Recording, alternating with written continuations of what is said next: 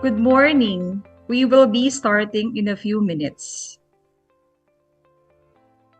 Please be reminded to register through the registration link or the code pinned in the comment section or scan the QR code flashed on the screen. Thank you. For your colleagues who would still want to join, they may also log at Philippine Women's University's Facebook and YouTube accounts.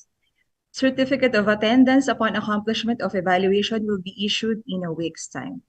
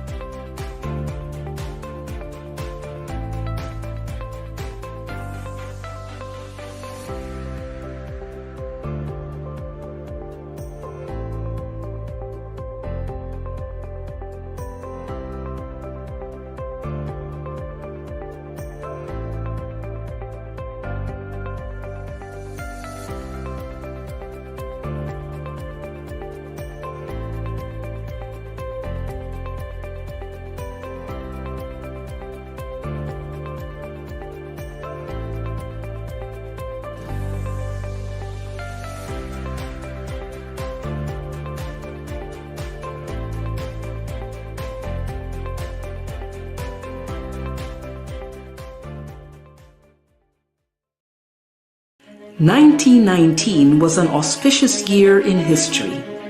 The First World War ended, ushering a drastic change in the world order. The Philippine Islands had been a U.S. territory for 2 decades and was promised independence under the Jones Law of 1916. Progressive reformers saw the country and its people as a major target for modernization and education was its main weapon.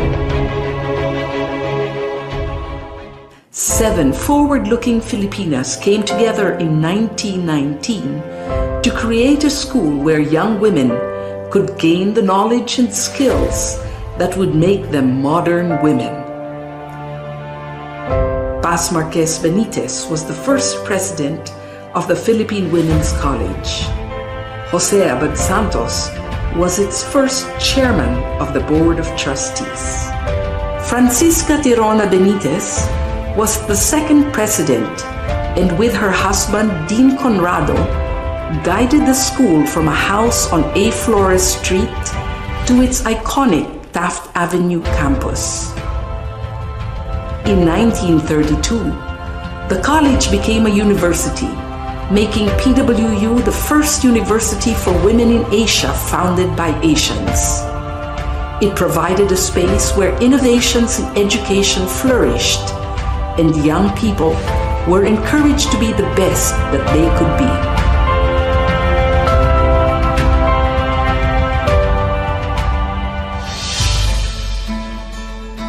For over 100 years, the Philippine Women's University has been known as a leader in quality education.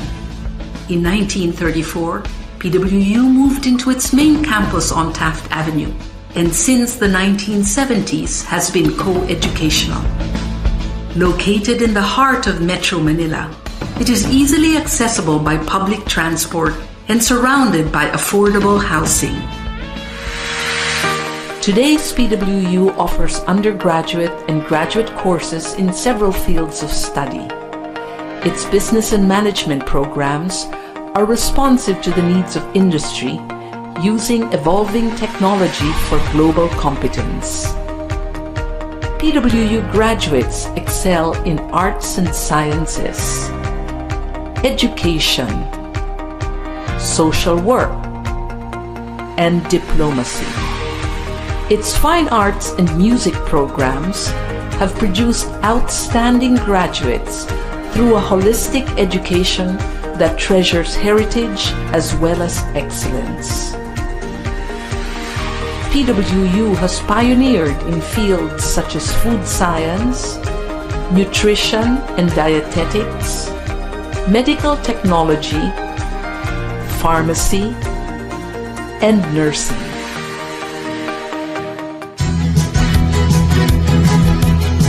PWU continues to play an essential role in producing graduates who possess the skills that make them competitive in the country and anywhere in the world.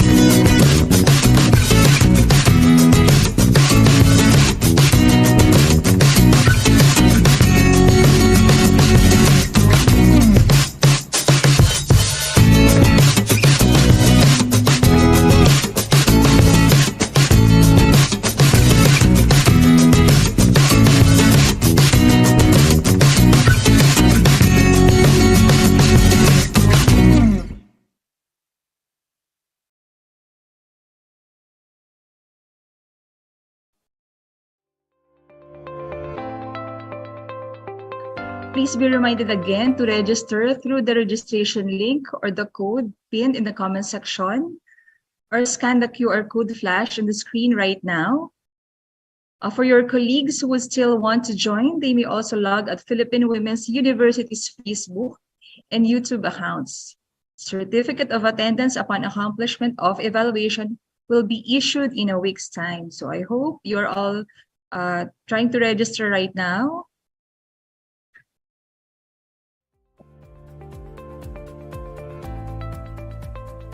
Thank you. I am Diana Cecilia Ezor Zambrano, Australia, Science Research Specialist 2, the Technical Manager of the Chemistry Laboratory of the Department of Science and Technology, Central Luzon, or Region 3.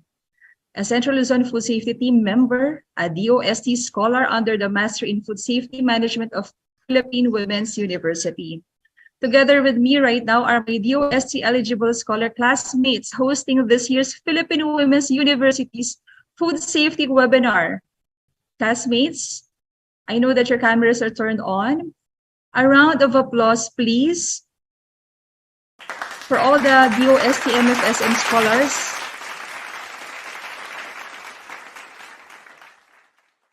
Thank you very much. To formally commence our program, may I invite everyone for the opening prayer or doxology, followed by the singing of the national anthem, the Lupang Hinirang, and the university hymn, to be led by the Philippine Women's University's vocal ensemble.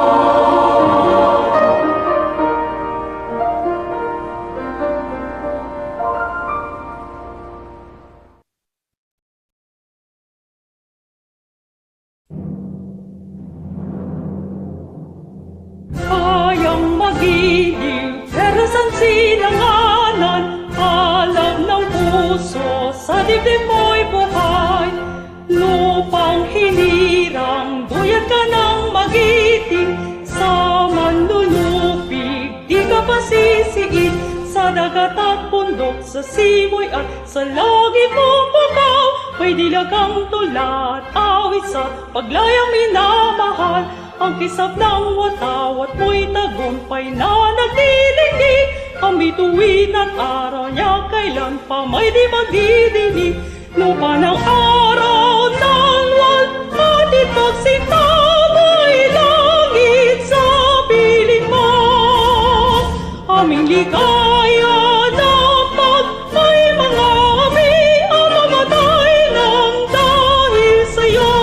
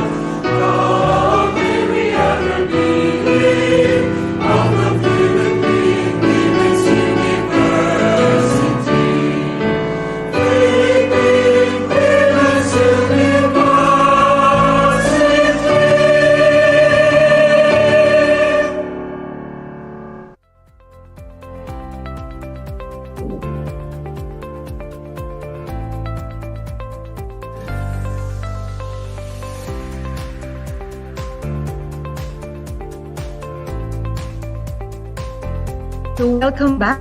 Thank you for dialing in at our webinar today, especially to all our distinguished guests and participants all across the country and even abroad. No? Assalamualaikum warahmatullahi wabarakatuh, or peace be upon you and God's mercy and blessings in Arabic. It's an Arabic greeting of mercy and blessings from our Muslim brothers and sisters right there, especially those in Mindanao. Good morning. So let us try to greet each one po muna in our own dialect so we may be more at home, no, in this webinar. Naimbag nga daw tao amin in Ilocano, gawis ay aguyo amin in Kankanay, maayong adlaw in Bisaya. These all mean magandang araw in Tagalog or good day in English. Magandang araw po sa ating lahat. So okay, let's try another one. Naimbag nga agsapa in Ilocano, gawis ay agiwin in Kankanay, maayong buntag in Bisaya, buenos dias in Chavacano. And these all mean what? Yes, I heard it right. Good morning in English or magandang umaga in Tagalog. Magandang umaga po Luzon, Visayas, and Mindanao, and in other parts of the world. Kumusta po, no? For those watching at our PWU Zoom and Zoom account and Zoom Live, and even in our YouTube accounts, please give us heart reactions from all our brothers and sisters in Mindanao. Can we have heart reactions po? Sige po, so we may feel you here. Are there reactions coming in? Yes, okay. Thank you very much. How about our brothers and sisters from Visayas? Kindly give us your heart reactions, please, so we may all know you are here. Yeah, reactions are coming, and thank you. Thank you very much. How about our brothers and sisters from Luzon? Please send us your heart reactions. Yes, thank you very much. And of course, our brothers and sisters in other parts of the world. No? Good morning po. Can we have your heart reactions po, please? Well, thank you. Thank you very much.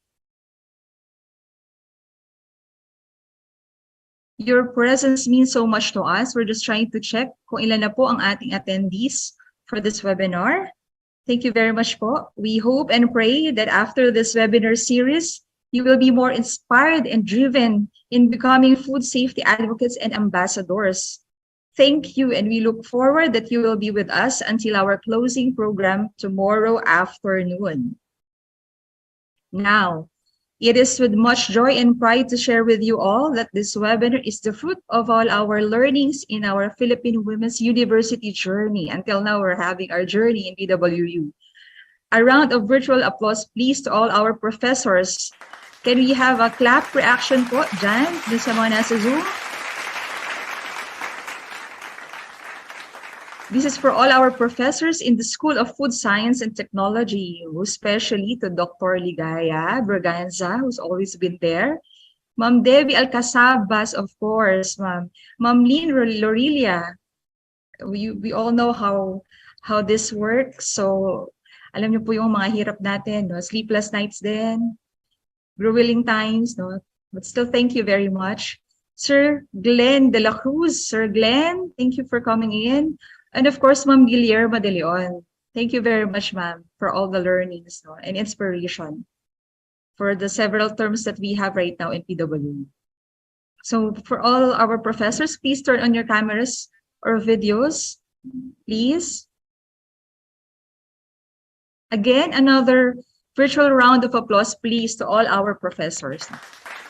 Clap reactions, please, from all the DOST scholars there.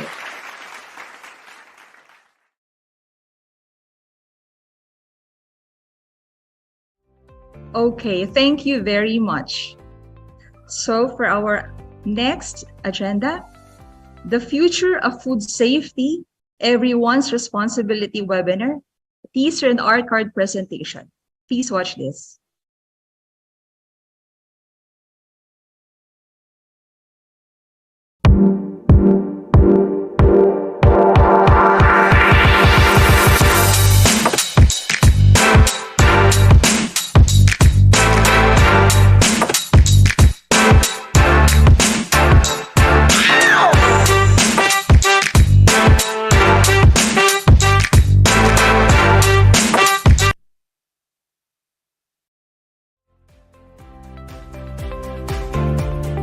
The Future of Food Safety, Everyone's Responsibility.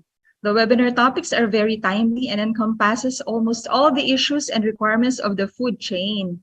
In this two-day activity, we will be having 3 sessions. First is food safety along the food chain, and then how to go through the food safety compliance, and the last one is about the food safety management system. So we hope you will all stay tuned in this free 2-day webinar, since there will be 3 certificates, 1 for each session. So imagine it's a free webinar and you're having 3 certificates, 1 for each section. No? To start with, of course, friends, a round of applause, please, for the Philippine Women's University's president, our very own Mr. Marco Alfredo M. Benitez.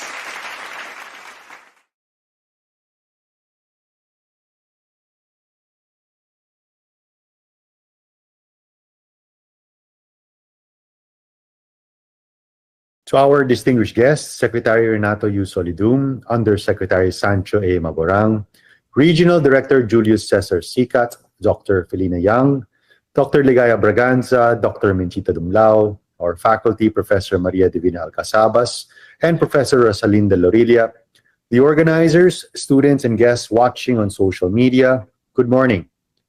First and foremost, congratulations to our organizers, our students from the Master of Food Safety Management program, for this timely webinar with the theme, The Future of Food Safety, Everyone's Responsibility.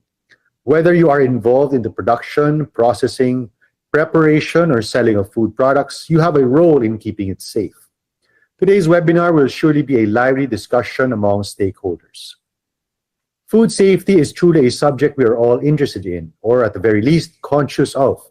There have been many instances, some quite publicized, of people suffering and even dying from food poisoning during events, celebrations, or even from food or beverages being sold by notable retail establishments.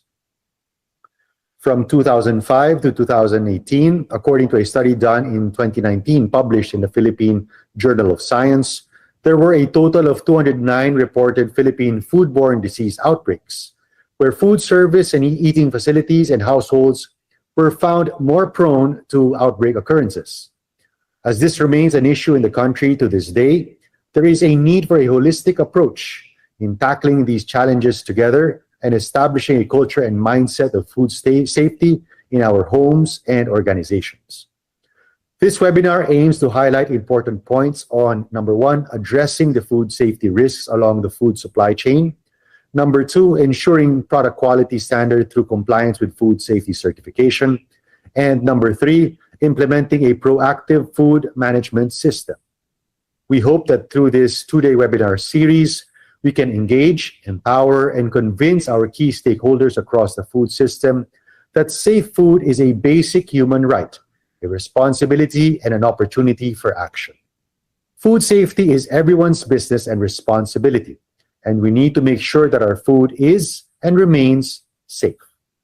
Let us all be advocates of safe food for everyone. Thank you very much, and may you have a productive and informative webinar series. Good morning.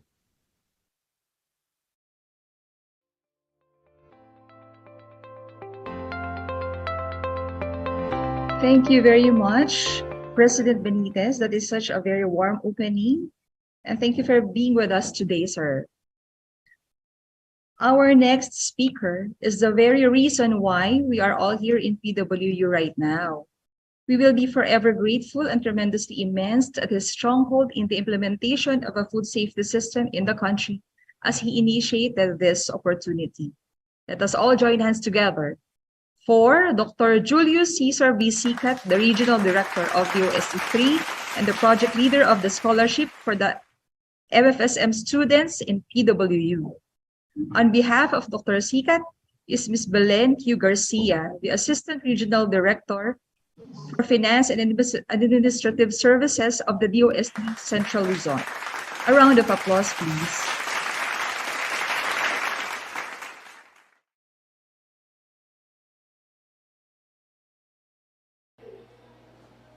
Makaagham na araw sa ating lahat, especially to our beloved DOST Secretary, Renato U. Solidum, Yusek Sancho A. Maborang, PWU President, Mr. Marco Alfredo M. Benitez, to PWU School of FSC Program Chair, Dr. Ligaya Tri Braganza, to PWU IT Program Chair, Dr. Menchita F. Dumlao, other PWU faculty and staff, other DOST officials, DOST Master in Food Safety Management scholars, guests, ladies and gentlemen, again, isang makaagham na araw po. Today, we will start the two-day webinar guided by the general theme, The Future of Food Safety, Everyone's Responsibility.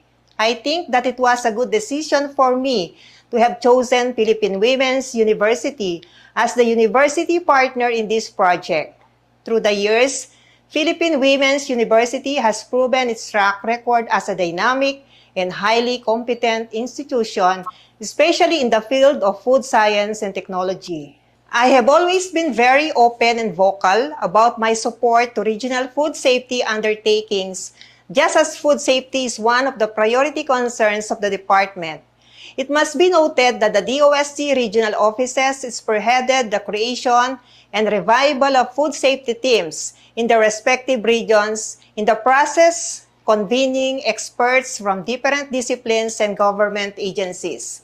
The goal of this interagency collaboration is to develop a strong support system that will assist in strengthening the food safety system in its region.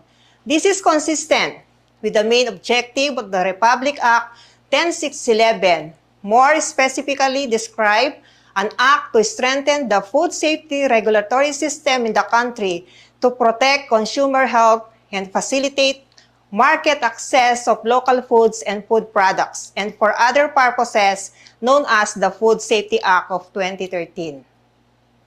The consequences of unsafe food can be serious, and food safety management standards help MSMEs identify and minimize, if not eliminate, the same.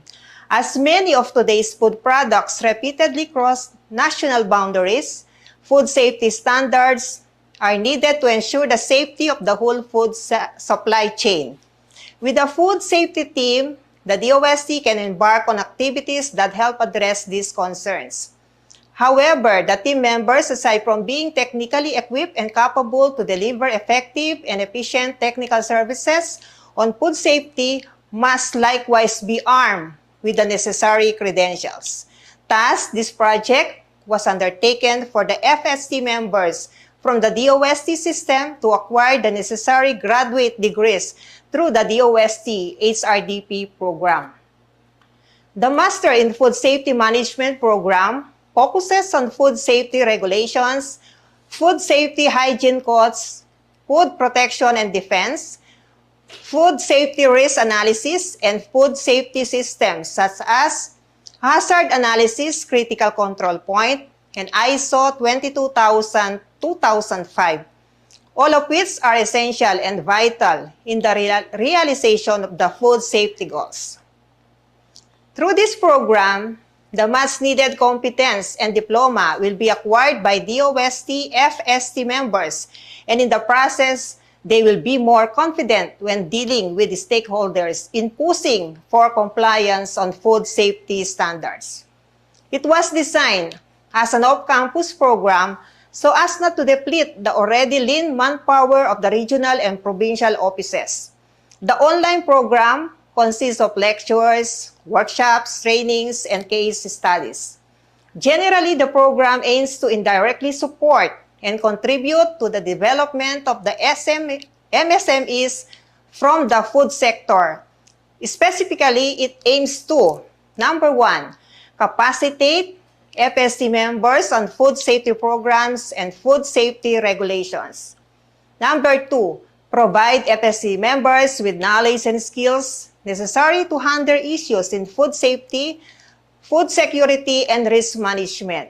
Number three, equip FST members with the technical expertise and deeper and wider knowledge in today's food trends.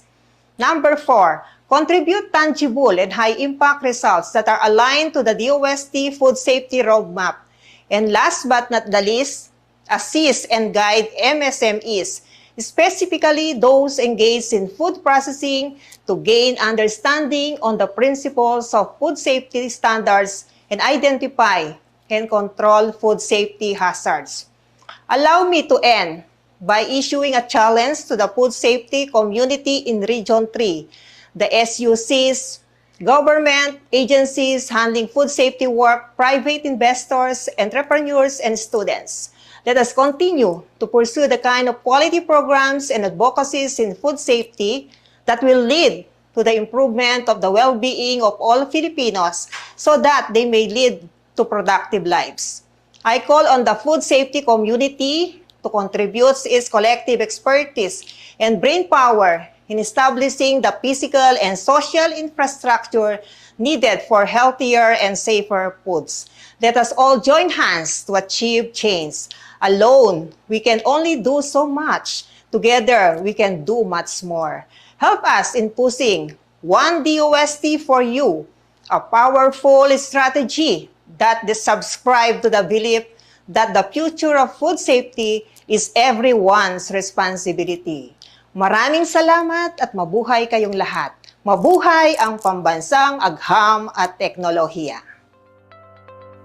Thank you very much, Ma'am Belen. Very well said. So siguro lahat naman po tayo ngayon naiintindihan na kung ano po ang ating Master in Food Safety Management Program ng DOST with PWU. No? And before we proceed, we would like to acknowledge the presence of Dr. Felina C. Young, the Vice President for Academic Affairs of the Philippine Women's University. Good morning, ma'am, and welcome to this two-day webinar po. Okay.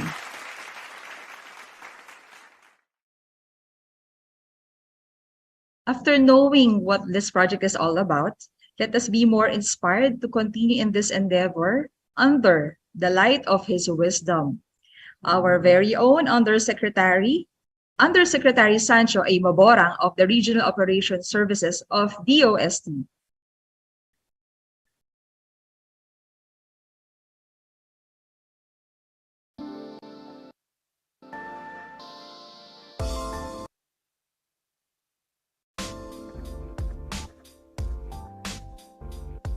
DOST Secretary Renato U. Solidum Jr., DOST Region 3 Regional Director Dr. Julius Cesar B. Sicat, Philippine Women's University President Marco A. Benitez, Dr. Ligaya T. Braganza, Dr. Menchita F. Tumlao, Master in Food Management DOST Scholars, PWU faculty members and staff, ladies and gentlemen, a pleasant morning to everyone. I am happy to have been invited to join you in this webinar, and I'm very much excited to listen to the discussions on the different food safety-related topics by our very own DOST scholars. Kudos to the PWU officials and teaching staff for coming up with such an activity aimed at providing awareness to our people on this very relevant matter. Indeed, the future of food safety is everyone's responsibility. At this point, I would like to congratulate our dear MFSM DOST scholar for reaching this far in your journey. I couldn't be any prouder of all of you. I do hope that you will sustain your eagerness to learn and interest on food safety until you finish your master's degree and eventually become experts whom we can tap to spread awareness on food safety. I am sure that the valuable information you will share will help improve our compliance to food safety standards, which, by the way, is really called for. Undeniably, food safety remains to be a top government concern. Sadly, despite the enactment of Republic Act number 10611 or the Food Safety Act of 2013, foodborne illnesses, which result from mishandling of food and food products, continue to threaten the lives of many of our people. As a matter of fact, the World Health Organization reported that in 2018 alone, over 17,000 Filipinos suffered from acute diarrhea, a foodborne disease. It should be noted that foodborne illnesses affect the productivity of individuals afflicted with it, and having many people suffering from these illnesses could result in strained healthcare systems.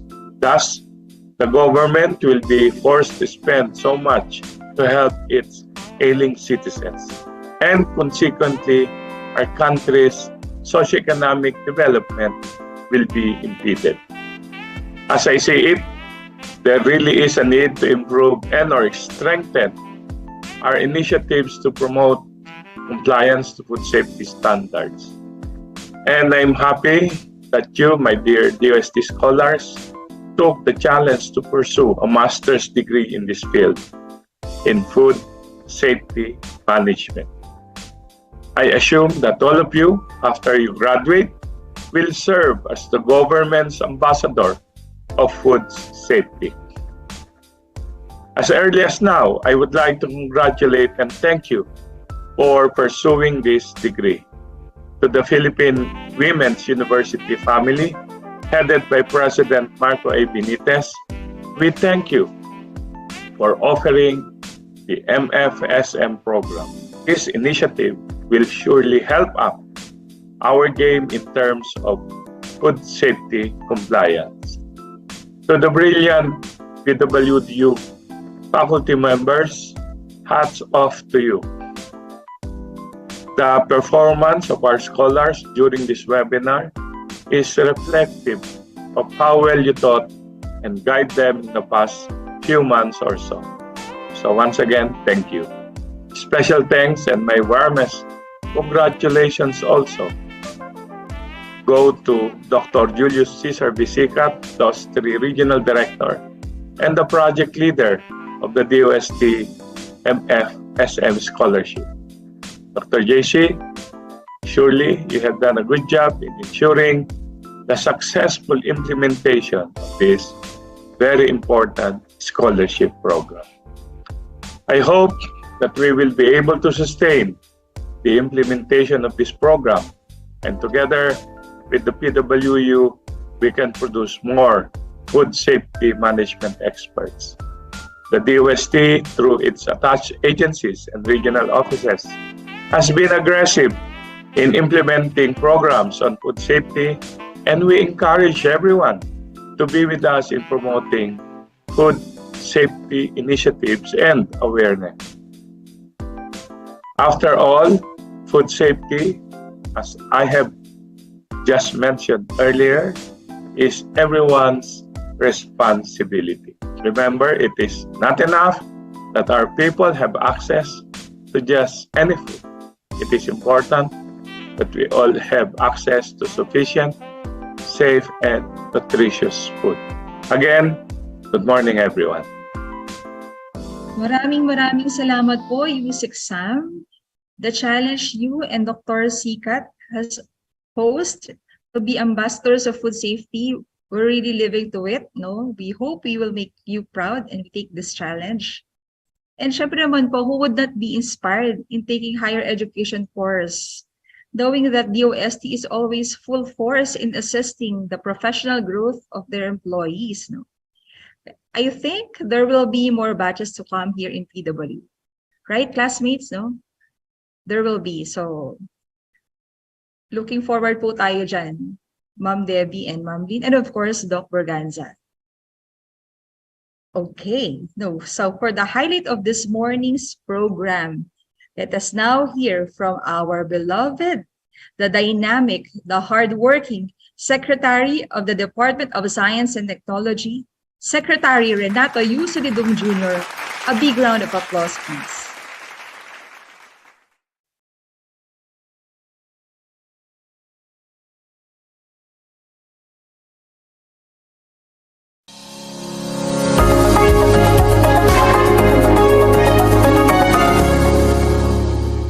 Marco Alfredo M. Benitez, President, Philippine Women's University, Engineer Sancho A. Maborang, Undersecretary for Regional Operations, Department of Science and Technology, Dr. Julius Cesar V. Sicat, Regional Director, DOST Region 3, Dr. Ligaya T. Braganza, Program Chair, Philippine Women's University School of Food and Science and Technology, to the distinguished officials of Philippine Women's University, dear colleagues from the Department of Science and Technology, and all webinar participants, isang maganda at makagham na umaga sa ating lahat. I specifically remembered the confirmation and the signing of contract of our DOST PWU scholars for the master's degree in food safety management.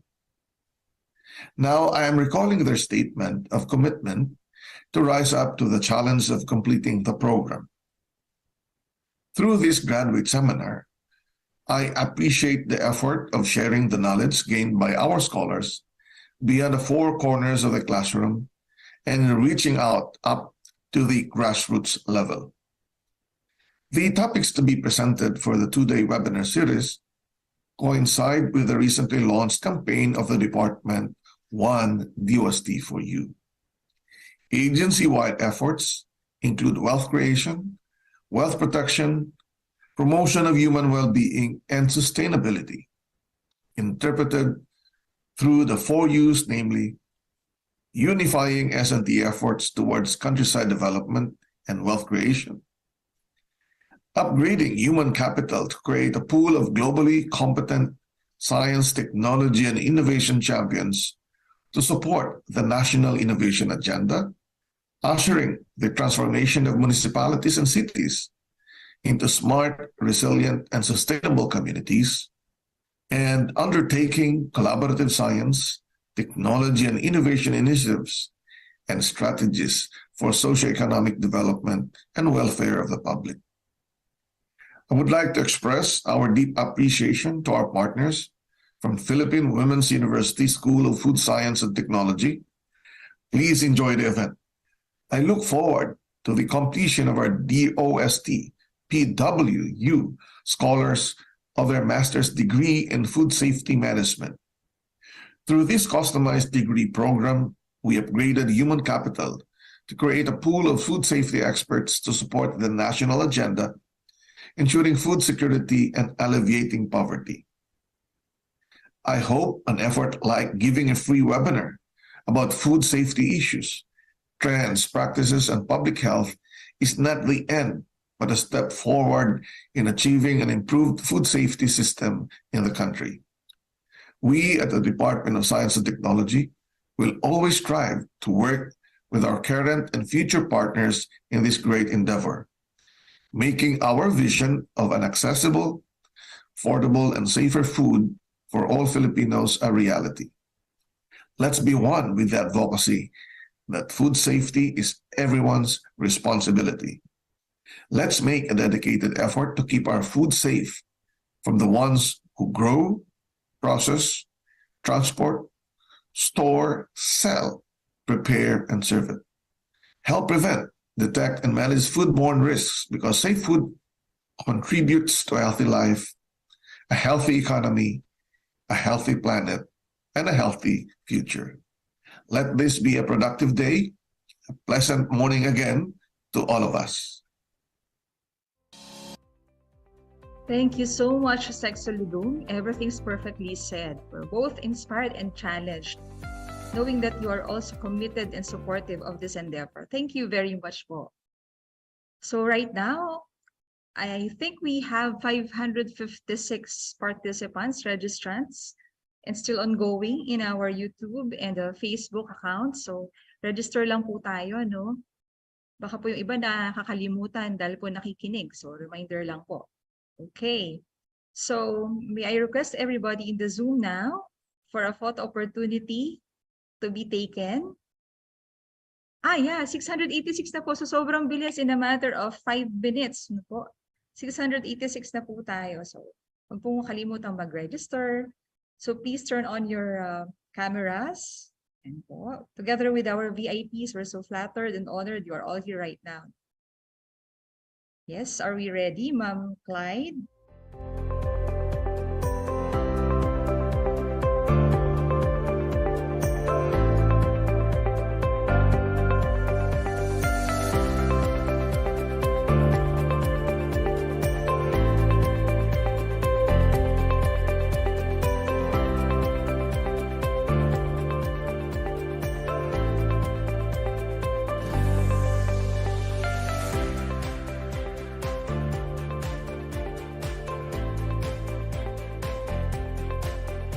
Thank you very much, Ma'am Clyde. Thank you very much to all our guests and all our participants who graced this event and are with us this opening program. It's already 8:44, so please remain as we now begin the webinar proper.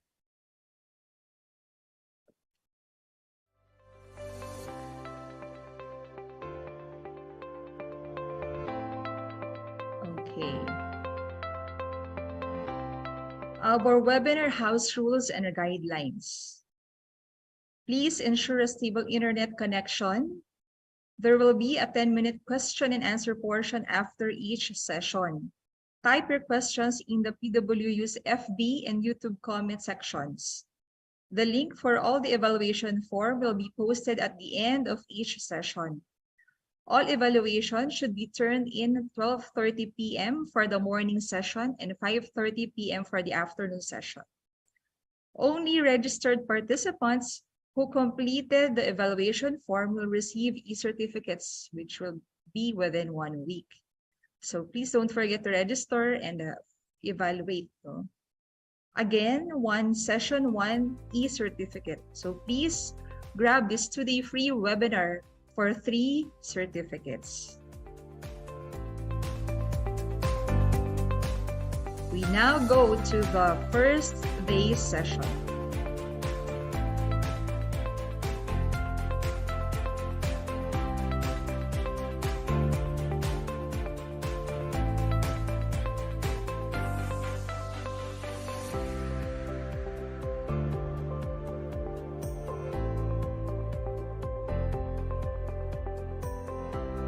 She is a graduate of BS Food Technology and currently a Science Research Specialist 2 of the DOST Food and Nutrition Research Institute. She is under the Food Research and Development section, handling the sensory laboratory as the laboratory manager. One of our panelists and at the same time our session moderator for session 1, Food Safety Along the Food Chain. Friends, a very warm applause please for Ms. Claire M. Gashas. Take it away, Ma'am Claire.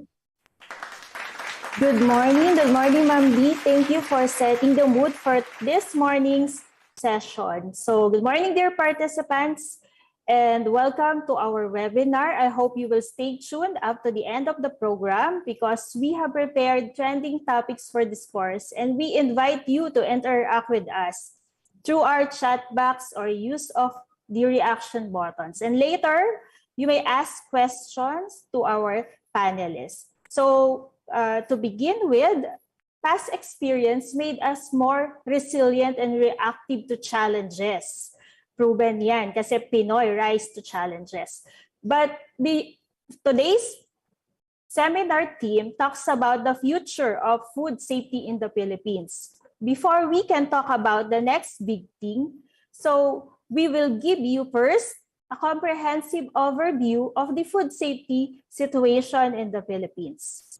So our discussion will be led by Ms. Camille E. Estimado, a registered nutritionist dietitian and a science research specialist 2 of DOST NCR. She handles food safety consultancy and business assistance.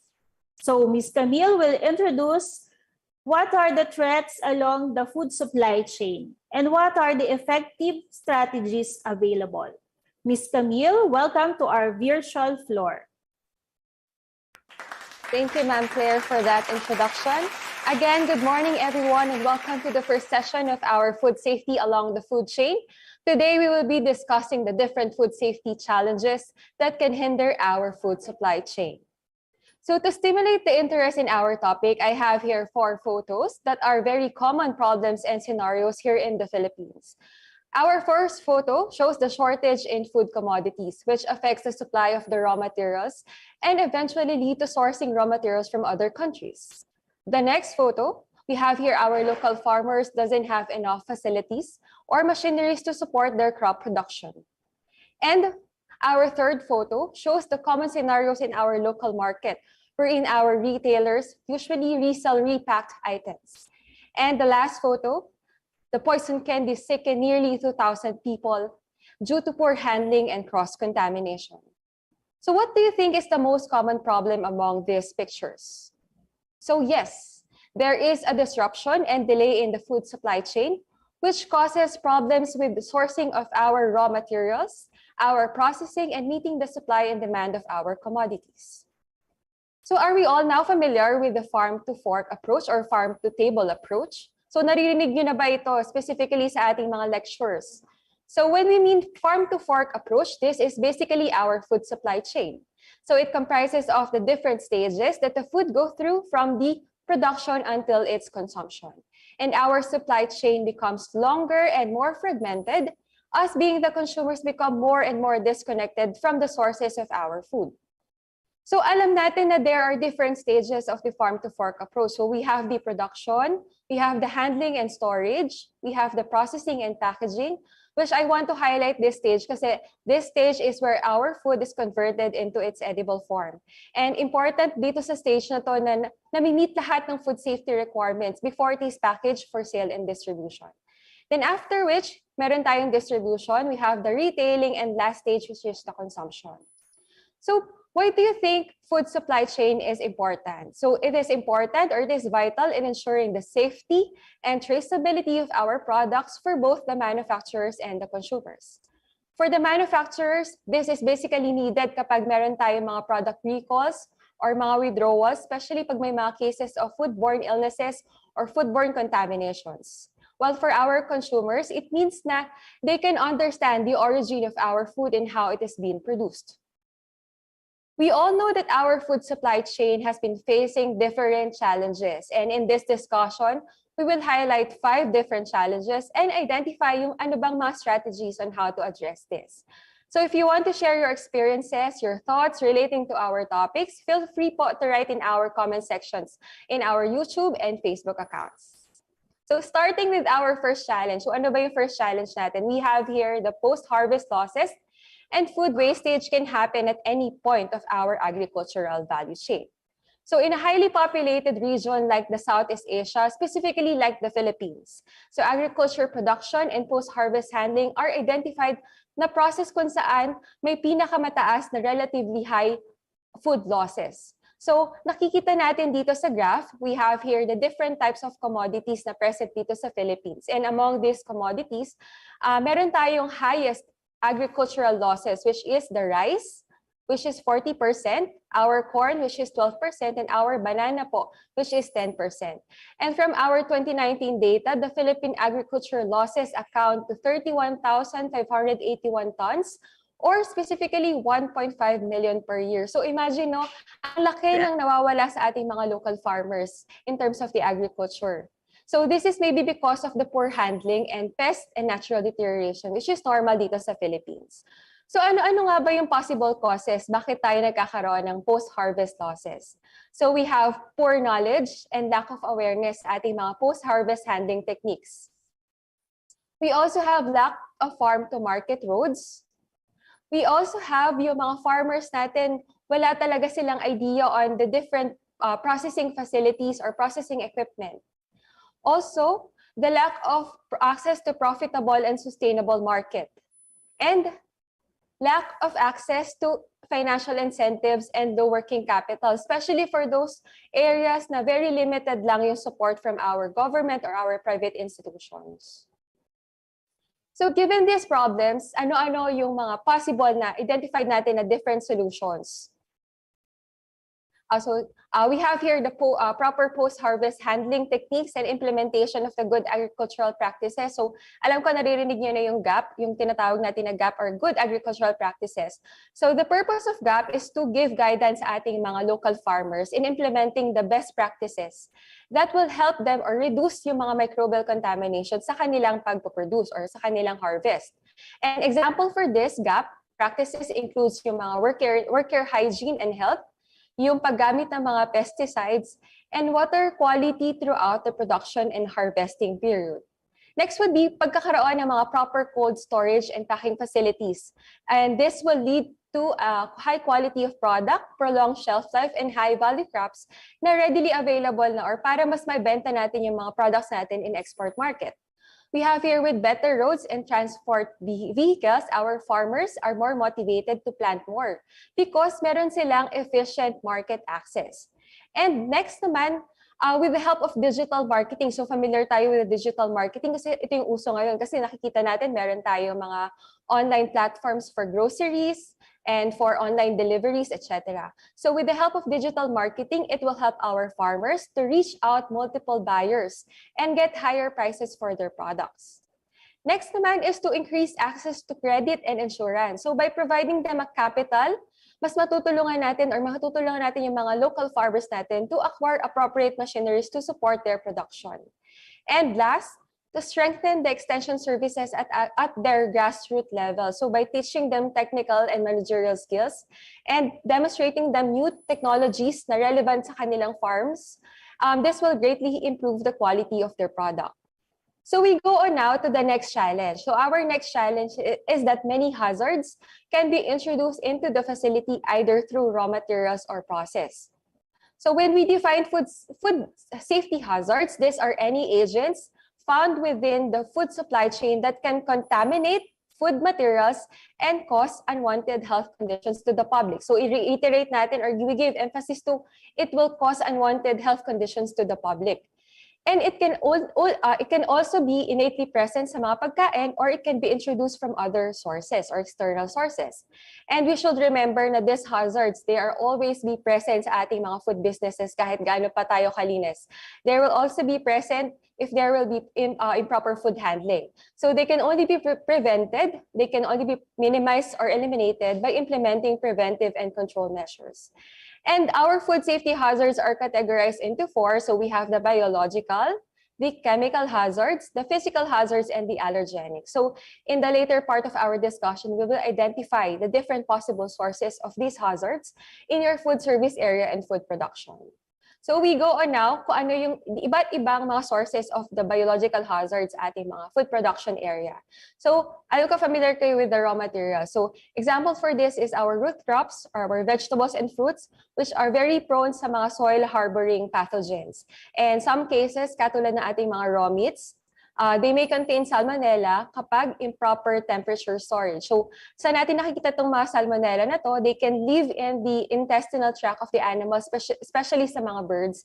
And kapag na-ingest natin or na-consume natin itong salmonella, it can lead to diarrhea, fever, and stomach cramps. Next would be water. Water is very common or used in all our operations, and it can easily spread throughout our production kapag na-contaminate yung mismong tubig natin sa ating production.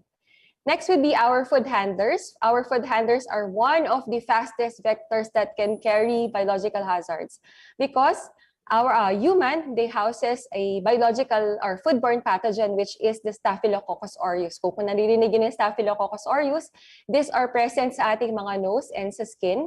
And it can easily spread kapag meron tayong mga sugat, may mga scraps, may mga pimple tayo na may nana. So yun, possible yun, no?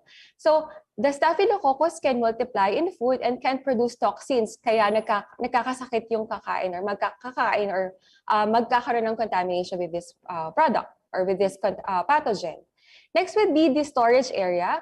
So with the proper temperature control and cleaning routine, our storage area can harbor a lot of biological hazards. So in the case of our refrigeration storage, so kapag minimix natin yung ating mga raw materials and our ready-to-eat foods, it can spread contamination. So okay, trivia muna tayo. So we have here a picture ng ref natin. So saan pa daw dapat tayo naglalagay ng mga raw meat sa ating refrigerator?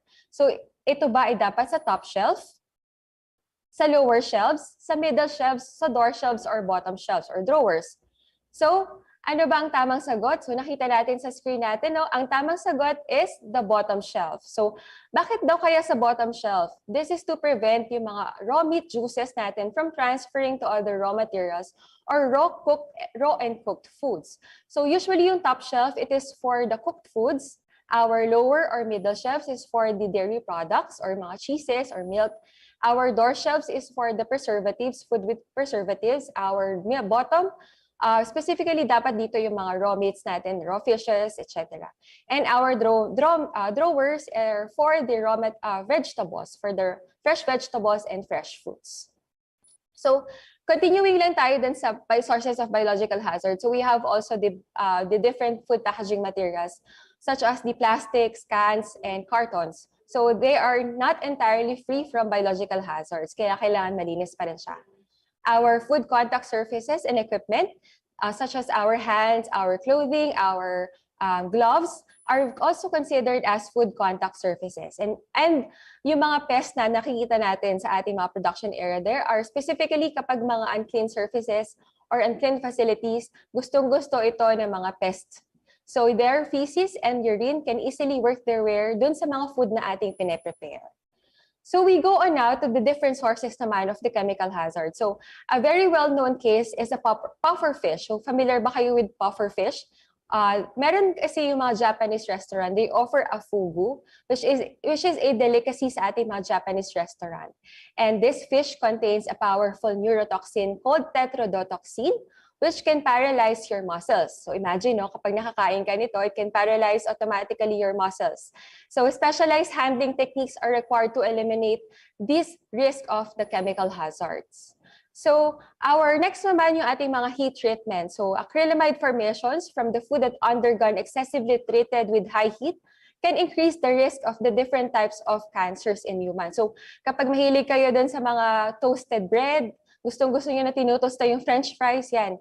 Nagkakaroon tayo ng formation of acrylamide kapag expose ito dun sa matataas na temperature. And next, yung mga cleaning agents natin. Our cleaning agents, such as yung mga sanitizing solutions, can work their way into our foods when properly washed with water. Examples for this, yung mga sanitizing agents natin, such as chlorine. Even in low concentrations, they can really harm the quality of our product or the safety of our product. Next would be the additives. So kung familiar kayo with salitre, kung gusto yung mga gumagamit ng mga salitre or sodium nitrite, which is commonly used kapag nag-cure tayo ng mga meats. And for vulnerable individuals, sodium nitrite can cause adverse allergic reactions and can increase the risk of heart disease. And then, sa soil amendments naman, there are some plants na nag-absorb ng mga unwanted chemicals such as yung mga heavy metals natin. So the use of pesticides and fertilizers applied during the growing period can also be one of the factor. So part also of the chemical hazard is the environmentally derived food hazards, which are widespread environmental contaminants that affect the global quality due to toxicity and carcinogenicity. And this will be discussed further by Ms. Nina later on in our discussions. So mas maiintindihan nyo kung ano-ano yung tinatawag nating environmentally derived hazards. So next naman would be the physical hazards. So ano-ano yung different sources of physical hazards? We have also the raw materials. So kung makikita nyo yung mga salt, yung mga sugars and flours natin, merong maliliit na bato, yan. There are possible sources of physical hazards, our production equipment and utensils. Especially kapag mga old equipment and nag-ship off yung mga metals or plastic can come off and get mixed to the food that's being prepared. Also, our food handlers, in the absence of proper food hygiene, our food handlers can harbor and contribute to the physical hazards. Specifically, kapag hindi sila nag-wear ng proper PPEs, hindi nakasuot ng hairnet, etc. And our pests, they contribute large to the percentage of the physical hazards sa ating mga food industry. And usually, yung mga insects na namamata or get caught off and namimix sila dun sa mga pagkain, yun yung magiging possible sources of physical hazards. So what are the solutions to address this hazard? So we have identified the different solutions for biological, chemical, and physical. So first will be the biological. First, adhere to proper temperature control when needed. So remember when to keep your foods hot and keep your cold foods cold. So when we say keep your hot foods hot, kailangan above 60 degrees Celsius siya. And when we mean kapag keep the cold foods cold, kailangan below 5 degrees Celsius. Kasi may tinatawag tayo yung temperature danger zone, kung saan doon mas madami or nagmumultiply yung mga microorganisms natin. So we have the proper thawing or frozen meat. So ano-ano ba yung mga proper thawing na kailangan? We have overnight sa bottom shelf ng ating refrigerator. We have under running water, pero kailangan naka-close pa rin or naka-plastic pa rin yung ating meat. We also have kapag nagmamadali kayo, pwede yung ilagay siya sa ating mga microwave oven. So wag nating hahayaan na naka-expose yung ating meat under running water. Next is to regularly clean and sanitize all food contact surfaces and equipment. And also maintain a good overall hygiene and sanitation premises. So always wash your hands before and after going to the toilet. Basta pagpapasok kayo sa production, kailangan laging maghuhugas ng kamay. Kaya kailangan may mga magaganda na meron tayong hand washing stations sa ating mga production area, sa either in the exit or entry points. So also to maintain a high standards of personal hygiene. So nabanggit natin sa discussion kanina that food handlers are the fastest vector of different hazards. And may iwasan natin ito kapag nagpa-practice yung ating mga food handlers ng proper handling techniques. Specifically, kapag naglilinis, wala silang they're wearing proper and clean PPEs. So make sure lang din na kapag yung mga staff natin na papasok or may sakit na papasok dun sa production, hindi muna natin sila i-assign dun sa production area. So pwede muna silang gumawa ng other activities na hindi mag-handle ng pagkain. So for the chemical, we have here label and store chemical and cleaning products separately. So mas maganda kung separate yung lalagyan natin ng mga cleaning agents or mga cleaning products dun sa production area. Follow the chemical manufacturer's instruction with regards to the dilution, contact time, and water temperature. So for example, kung gagamit tayo ng mga sanitizing solutions, yung mga chlorine bleach sa pag-sanitize ng mga tables natin, we recommend yung 50 to 200 ppm for sanitizing. So in layman's term, it is equivalent to 1 cup is to 1 gallon ng water. So yun, para lang din mas maintindihan nyo. And for our physical hazards, we have here wear proper and complete PPEs. So kailangan from head to toe, dapat yung mga suot nila na protective equipment or protective na mga damit. So wear colored bandages that can be easily seen kapag nalaglag sila. So yan. Throw out and replace cracked, chipped, and broken dishware and equipment. And also to wash your fruits and vegetables thoroughly. So as much as possible, alisin natin yung mga soil na nakadikit pa dun sa ating mga skin, sa ating mga vegetables and fruit skin. So down to our third challenge. So our third challenge is the bottlenecks in the logistics and raw material shortages. So isa ba kayo or have you experienced lining up sa McDonald's and ended up getting a small fries instead of your BFF fries? So isa ko dito. So have you heard the news about the famous Randy Donut that stopped their operation because of the lack of flour? And I know isa din kayo sa mga frustrated diners na yung nag-pop yung news na yung Jollibee won't be serving their famous Chicken Joy. So yan no, despite the increase in the demand for these items, our supply chain faces many challenges. And this includes yung rising inflations. We have single sourcing of the raw materials, our container shortages and congested yung mga shipping ports na nagkakaroon or nag-lead to cost ng delay ng mga ating mga productions or ating mga packages. The rising energy costs, yung soaring gas prices, yung ito, recent lang ito mga nangyayari. So it can affect or it can disrupt specifically dun sa global supply chain natin and oversupply and over-ordering. So what are the solutions identified? First is to increase the local production capacity by supporting our local farmers to produce more. So basically, tulungan natin ating mga farmers na mag-produce na mas marami para mas maging accessible to the consumers at mas mapababa natin yung price of our commodities. Next is have a strong commitment to increase your supplier database. Hindi lang dapat tayo sa isang supplier. Mas maganda na naghahanap tayo ng other suppliers para in case magkaroon ng delay or mawalan sila ng supply from your preferred supplier, meron kang pagkukuhanan ng iba. And last is to build a buffer inventory to satisfy the demand during the production unavailability period. So yan. So down to our fourth challenge. So ano yung fourth challenge natin? The lack of traceability. So it was discussed in the previous PWU webinar series, the importance of traceability in the processed food supply chain. And that traceability is vital for a quick, efficient, and thus costly na product recalls. So, i-define muna natin ano ba yung tinatawag natin food traceability. So, we define food traceability is the ability to follow the movement of food products and ingredients throughout the step of the food supply chain. So it can be from the production until the consumption. So in the cases of foodborne illnesses, outbreaks, or contamination, efficient product tracing helps our government agencies and those who produce or sell the products to rapidly find the source of the product and where the contaminations may have occurred.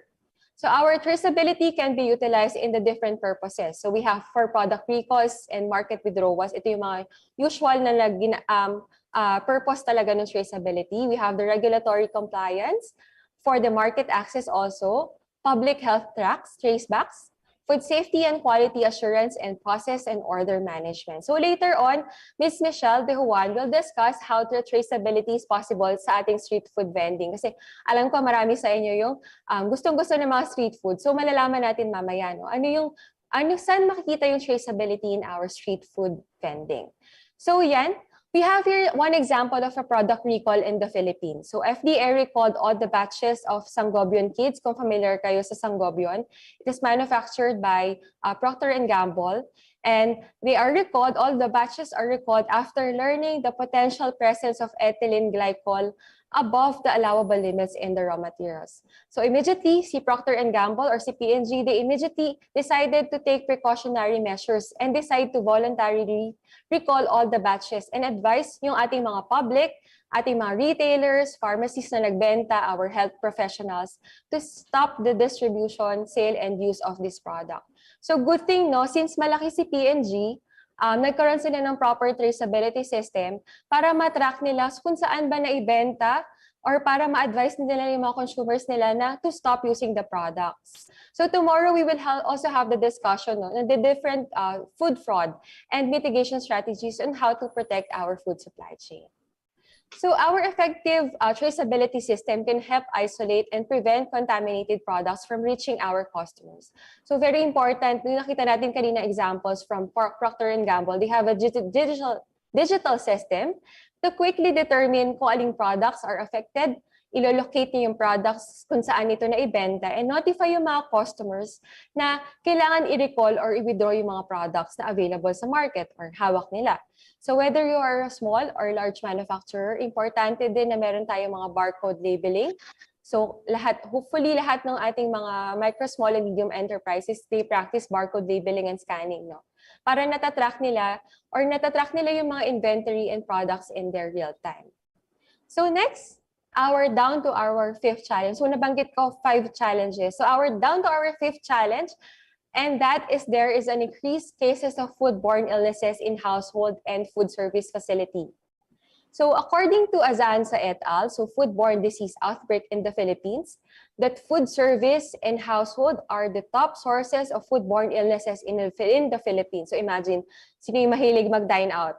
So yan, no? Nandito daw sa food service and household are among the top sources na ating mga foodborne diseases. And the most common reported outbreaks dito sa ating mga food service and household are due to the contaminated raw food. It can be due to the inadequate cooking and consumption of food from unsafe sources. And also, according to the study naman of food safety in home kitchen, the cause of foodborne illnesses are due to the limited knowledge ng ating mga food handlers or ating mga consumers on the foodborne diseases and pathogens, and lack of adherence to food hygiene such as improper food storage, undercooking, and cross-contaminations. So, in educating our food handlers, it is very important na mayroon silang idea with the proper food handling practices.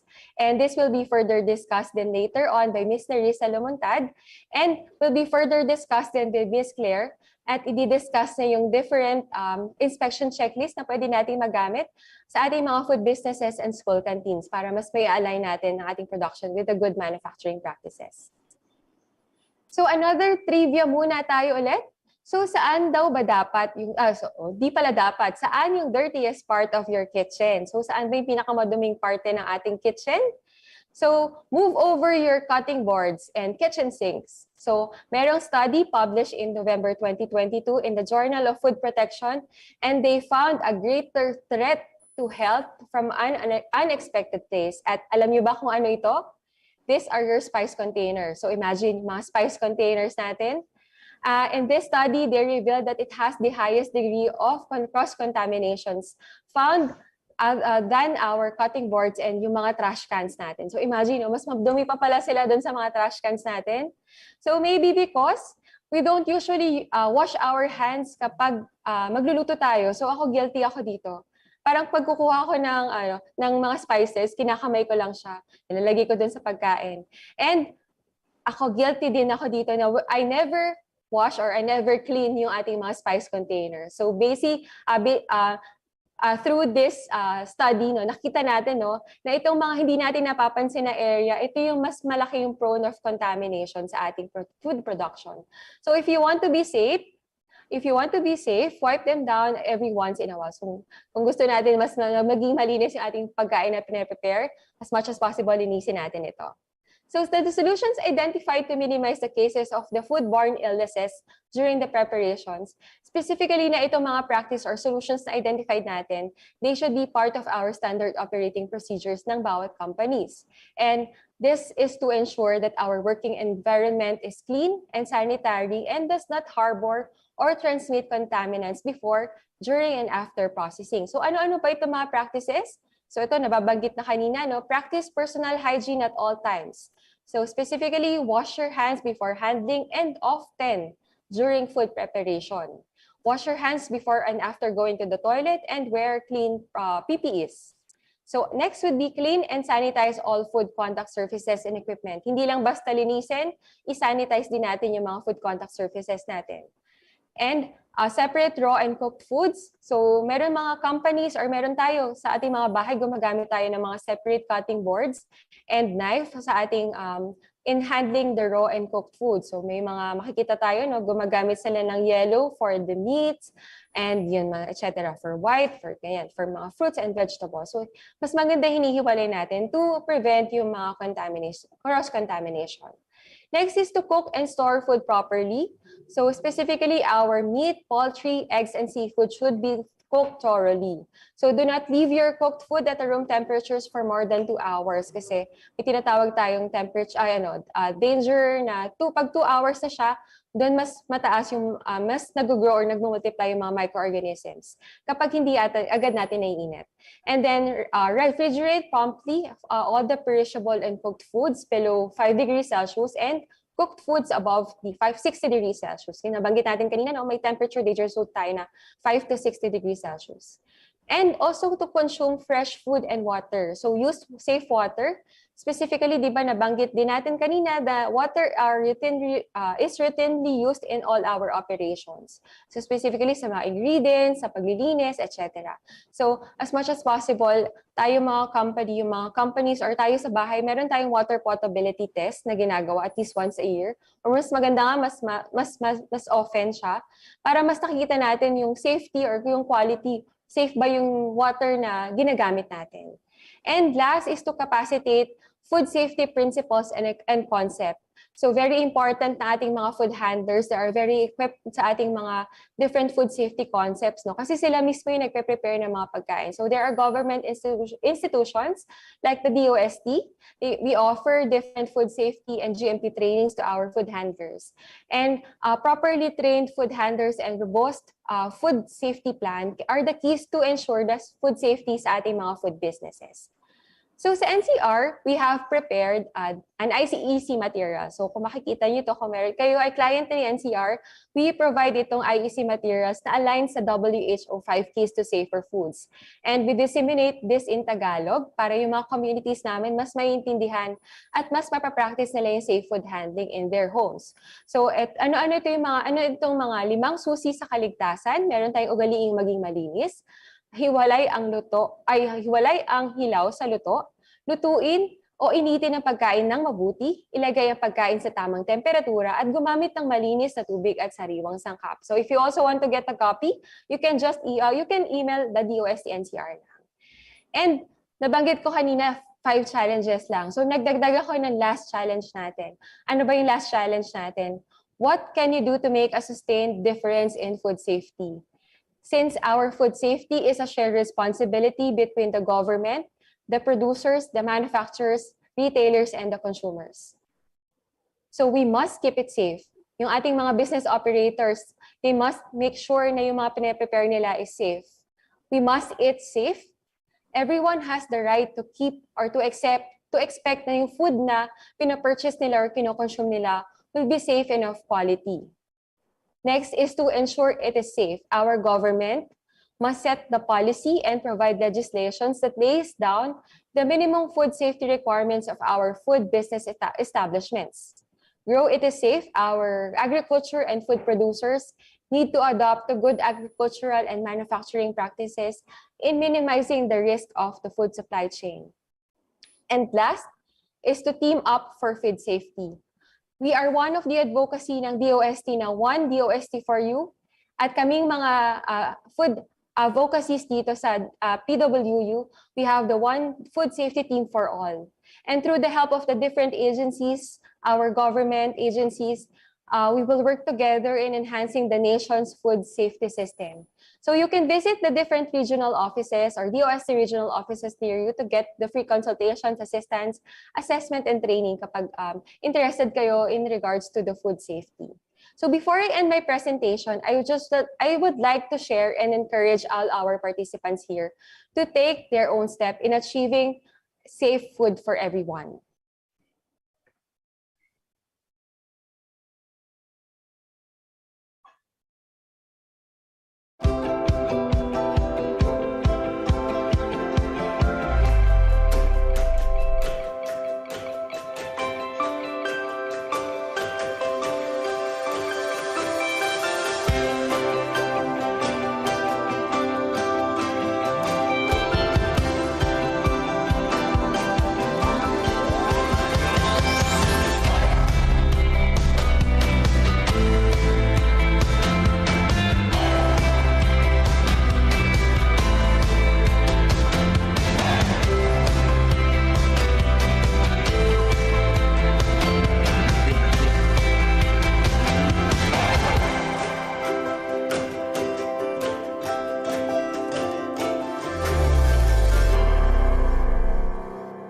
So, I would like to reiterate that food safety is everybody's responsibility. Whether you are a manufacturer, producers, consumer, lahat tayo may responsibilidad in achieving a safe food for everyone. So let us all do our part in achieving this goal.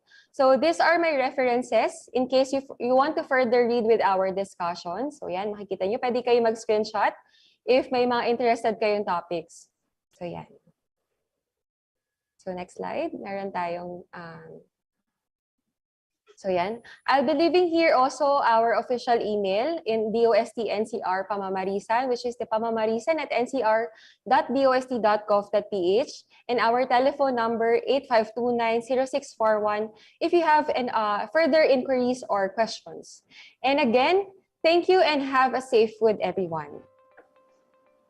Thank you, Ms. Camille. So the tips and especially the information are very helpful.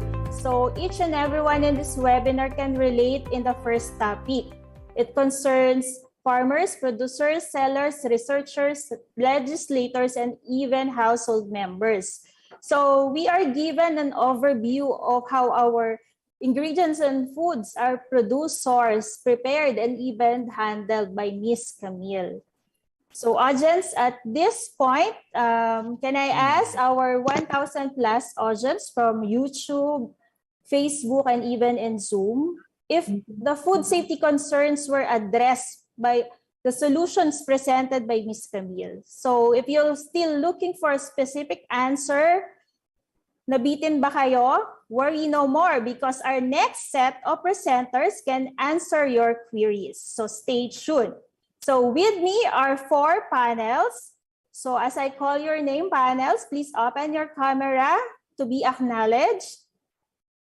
So they will have a short talk about some targeted solutions to the challenges presented by Ms. Camille.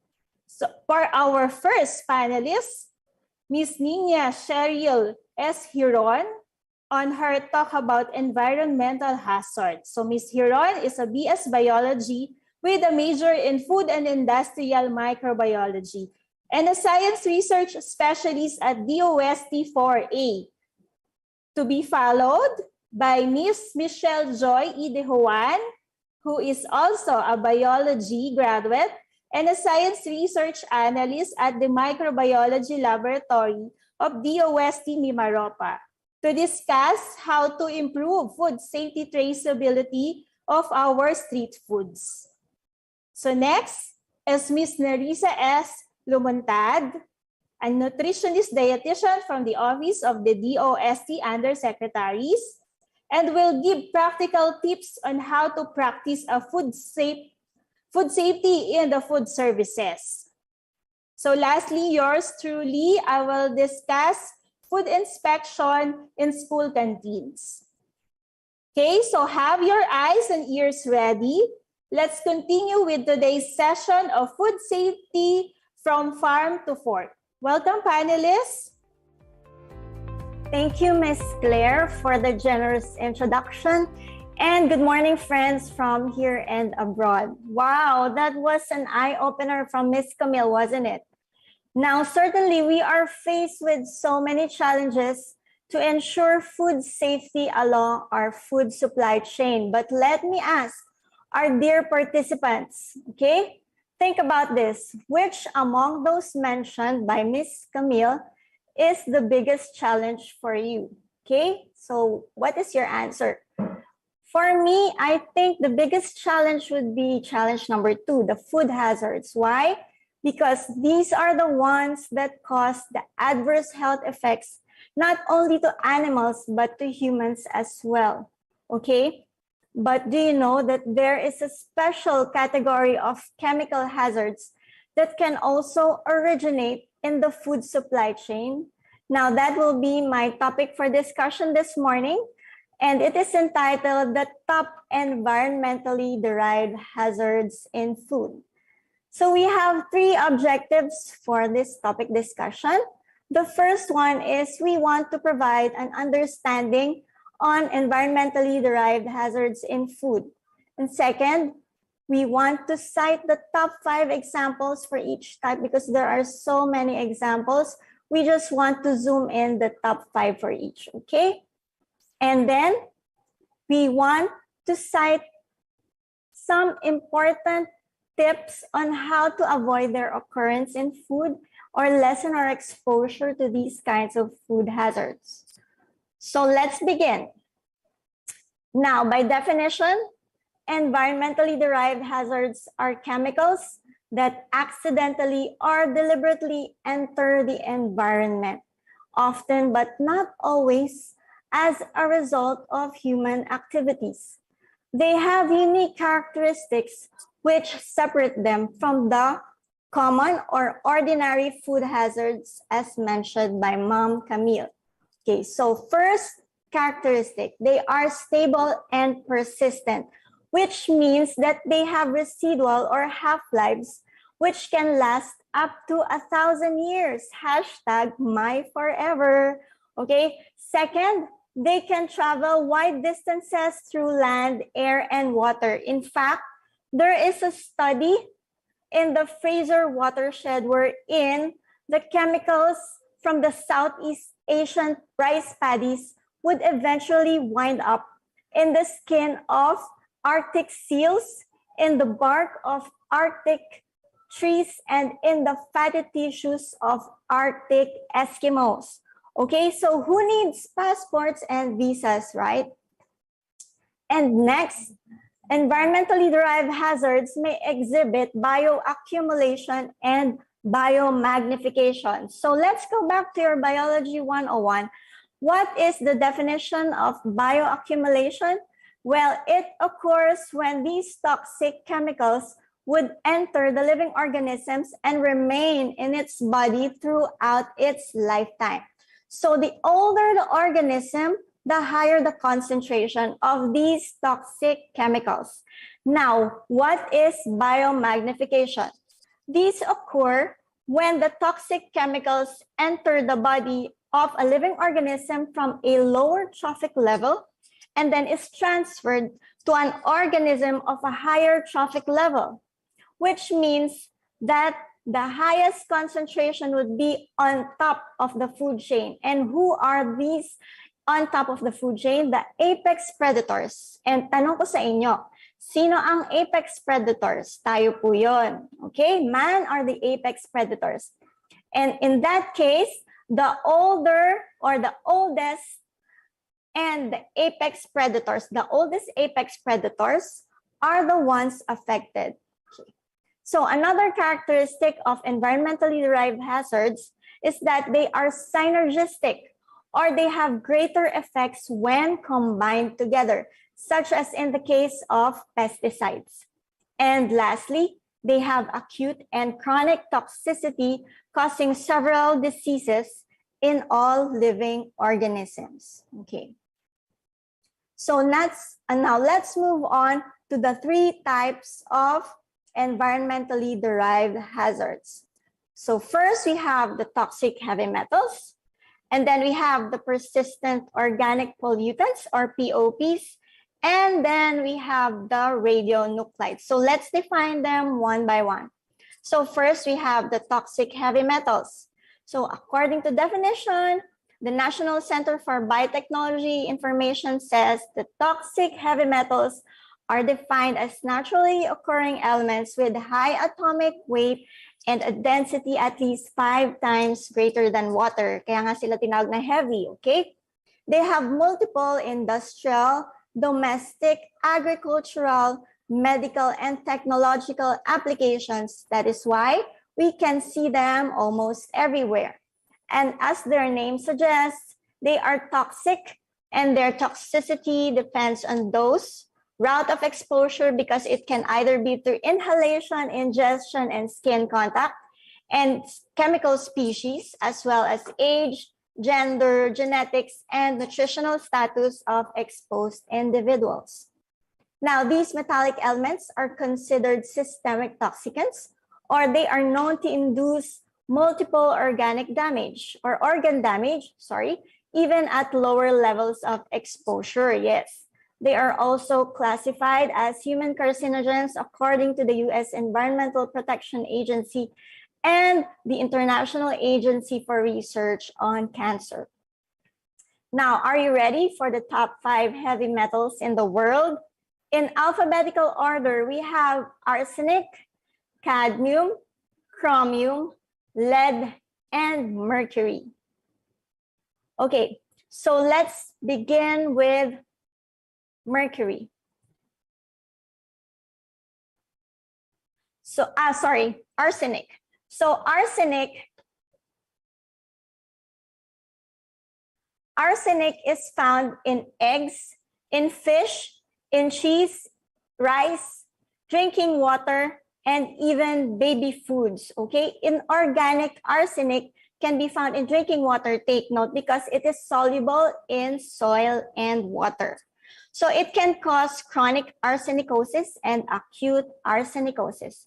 Acute arsenicosis have symptoms like vomiting, diarrhea, and nausea, and gastrointestinal pain, while chronic arsenicosis causes skin and skin lesions like in the palm and soles of your feet. Like in this case, in this picture, you can see that there are lesions at the back of the person's head or ear, okay? Now, arsenic is considered as the king of poisons, or poisons of kings. Why? Because it was found that it has low traceability. Hindi siya kaagad na-trace. That's why it was used to kill kings and even high-ranking officials, just like Napoleon Bonaparte. Okay, now, in 2020, there was a study conducted in Batangas province, if you're familiar, in Region 4A. The arsenic level was heightened after the eruption of the Taal volcano. So it contaminated the groundwater in 9 Batangas localities, okay, including 1 city. So there are lots of residents that were tested. Their hair and blood samples were tested and found positive with arsenic. Now, the DOST ITDI, or Industrial Technology Development Institute, developed a technology called the Emergency Disinfection System, which helps filter these arsenic or heavy metals in the drinking water to help it make it potable for drinking. So if you are interested to know more about this technology, you can just visit the DOST ITDI website at www.itdi.dost.gov.ph. Okay, I hope you got it right. Now let's move on to our next heavy metal. We have cadmium with chemical symbol CD. Okay, it is a soft, malleable, bluish-white metal found in zinc ores and to a much lesser extent in the cadmium mineral greenockite. It can be found in communal water, cereals and vegetables, nuts, starchy roots or potatoes, meat and meat products, and canned goods. It can also bioaccumulate in fish, shrimps, and oysters. Now, in 1912, okay, the itay-itay disease or the ouch disease was first documented in Toyama Prefecture in Japan. The cadmium poisoning caused osteomalacia or the softening of bones with severe pain and kidney failure. Ayan.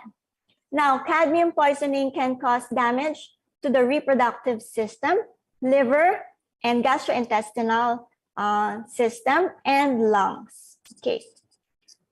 But take note, just recently, the Department of Environment and Natural Resources, or DNR, released an administrative order adding cadmium to the list of substances regulated by the Chemical Control Order. Okay, this applies to importers, distributors, manufacturers, processors, industrial users, transporters, treatment, storage, and disposal facilities, or TSD, and laboratory facilities. Did you know? Okay, trivia. For those who are fond of good luck charms, yeah, those ox-inspired bracelets that can be sold or found sold in the Quiapo area were found to be tainted with high levels of cadmium. Yes. Okay, kaya ingat po. Although these are not ingested, they can still contaminate through skin contact. Okay? Now we move on to the next, chromium. Okay, so chromium is another heavy metal which has a chemical symbol of Cr. It can be found, okay, we have at least 1 milligram of chromium, or we need at least 1 milligram of chromium per day in our body. Take note of that. But we can get it from sources like brewer's yeast and whole beans, whole grains. Like this one in the picture, kidney beans. So mataas ang level ng chromium dyan. So pwede tayong kumuha ng ating chromium supplement every day. Natural, okay? Now take note that the hexavalent chromium is the toxic form or toxic, this is the toxic type of chromium, the hexavalent or Cr6, take note. So its toxicity is more likely if inhaled, okay, than ingested. It can cause carcinoma of the bronchial system kasi dadaan siya dito sa ating inhale dito sa sinus and dito sa ating bronchial system, okay? And it can cause gastrointestinal ulceration and then central nervous system symptoms. Now, the chronic symptoms are depression and then liver and kidney damage, okay? Now, did you know, if you are familiar with the heavy metal chromium, did you know that chromium is the hardest metal on Earth? Yes. According to the Mohs scale of hardness, it has a score of 8.5, surpassing other heavy metals like steel, copper, brass, silver, and lead. Okay? Now, we use chromium because it is hard and it has properties that withstand oxidation. It is actually used in the food industry. Okay? Saan natin ginagamit ang chromium? Sa ating mga stainless steel tables and equipment. So at least 18% of chromium is used to make our food grade stainless steel tables and equipment. Okay? So next on the list is lead with a chemical symbol of Pb. So lead is also a malleable or soft element, a malleable heavy metal, which has a chemical symbol of Pb.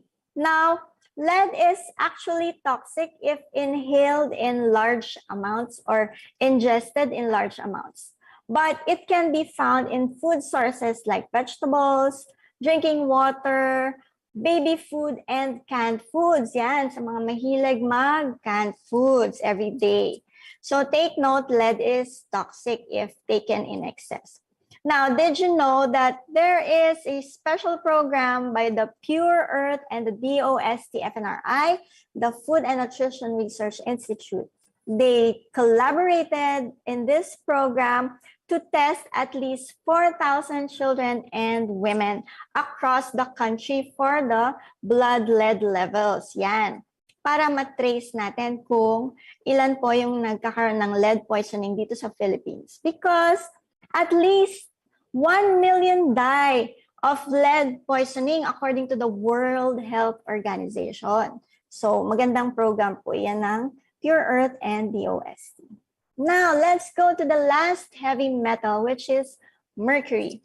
Okay, mercury has a chemical symbol of Hg. Okay, it is a shiny silvery white metal which is liquid at room temperature. Pinaglalaroan niya nung bata kayo, okay? Mercury can be sourced from seafoods, most especially fish like tilefish, shark. May kumakain po ba sa atin dito ng shark? Mackerel, tuna, etc., and drinking water. Now, mercury vapors can pass through easily from lungs to the bloodstream and damage the nervous system, kidneys, liver, and immune system. Now, mercury poisoning symptoms include fatigue, depression, okay? Kaya pala na-depress, naka-inhale na ng mercury vapor, hindi nyo alam.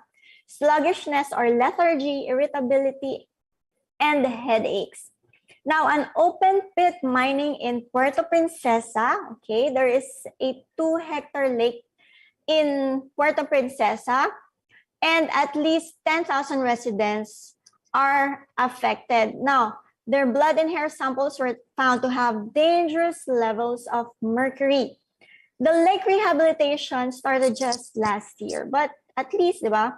Now, there are still highly affected areas in the country. Take note, Mambulau Bay in Camarines Norte, Mabuhay Vinyl Corporation, and Lumanggang Creek in Compostela Valley. So, ingat po. Now, we are through with the heavy metals. We now move on to our persistent organic pollutants. So, what are these? These are chemical substances that are carbon-based and possess a particular combination of physical and chemical properties.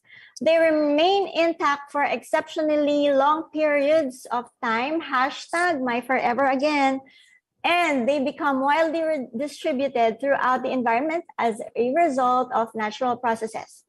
They accumulate in living organisms, including humans, and are at higher concentrations, at higher levels in the food chain. So they are also toxic to both humans and wildlife. Now we have here the top 5 persistent organic pollutants or POPs. First, we have the organochlorine pesticides. Included here are the organic pesticides such as lindane, chlordane, dildrin. If you are familiar with those, these are carcinogens. And then we have the industrial chemicals like the PCBs and the PCBFs. If you are familiar with BPA, the bisphenol A or the BPA, yeah.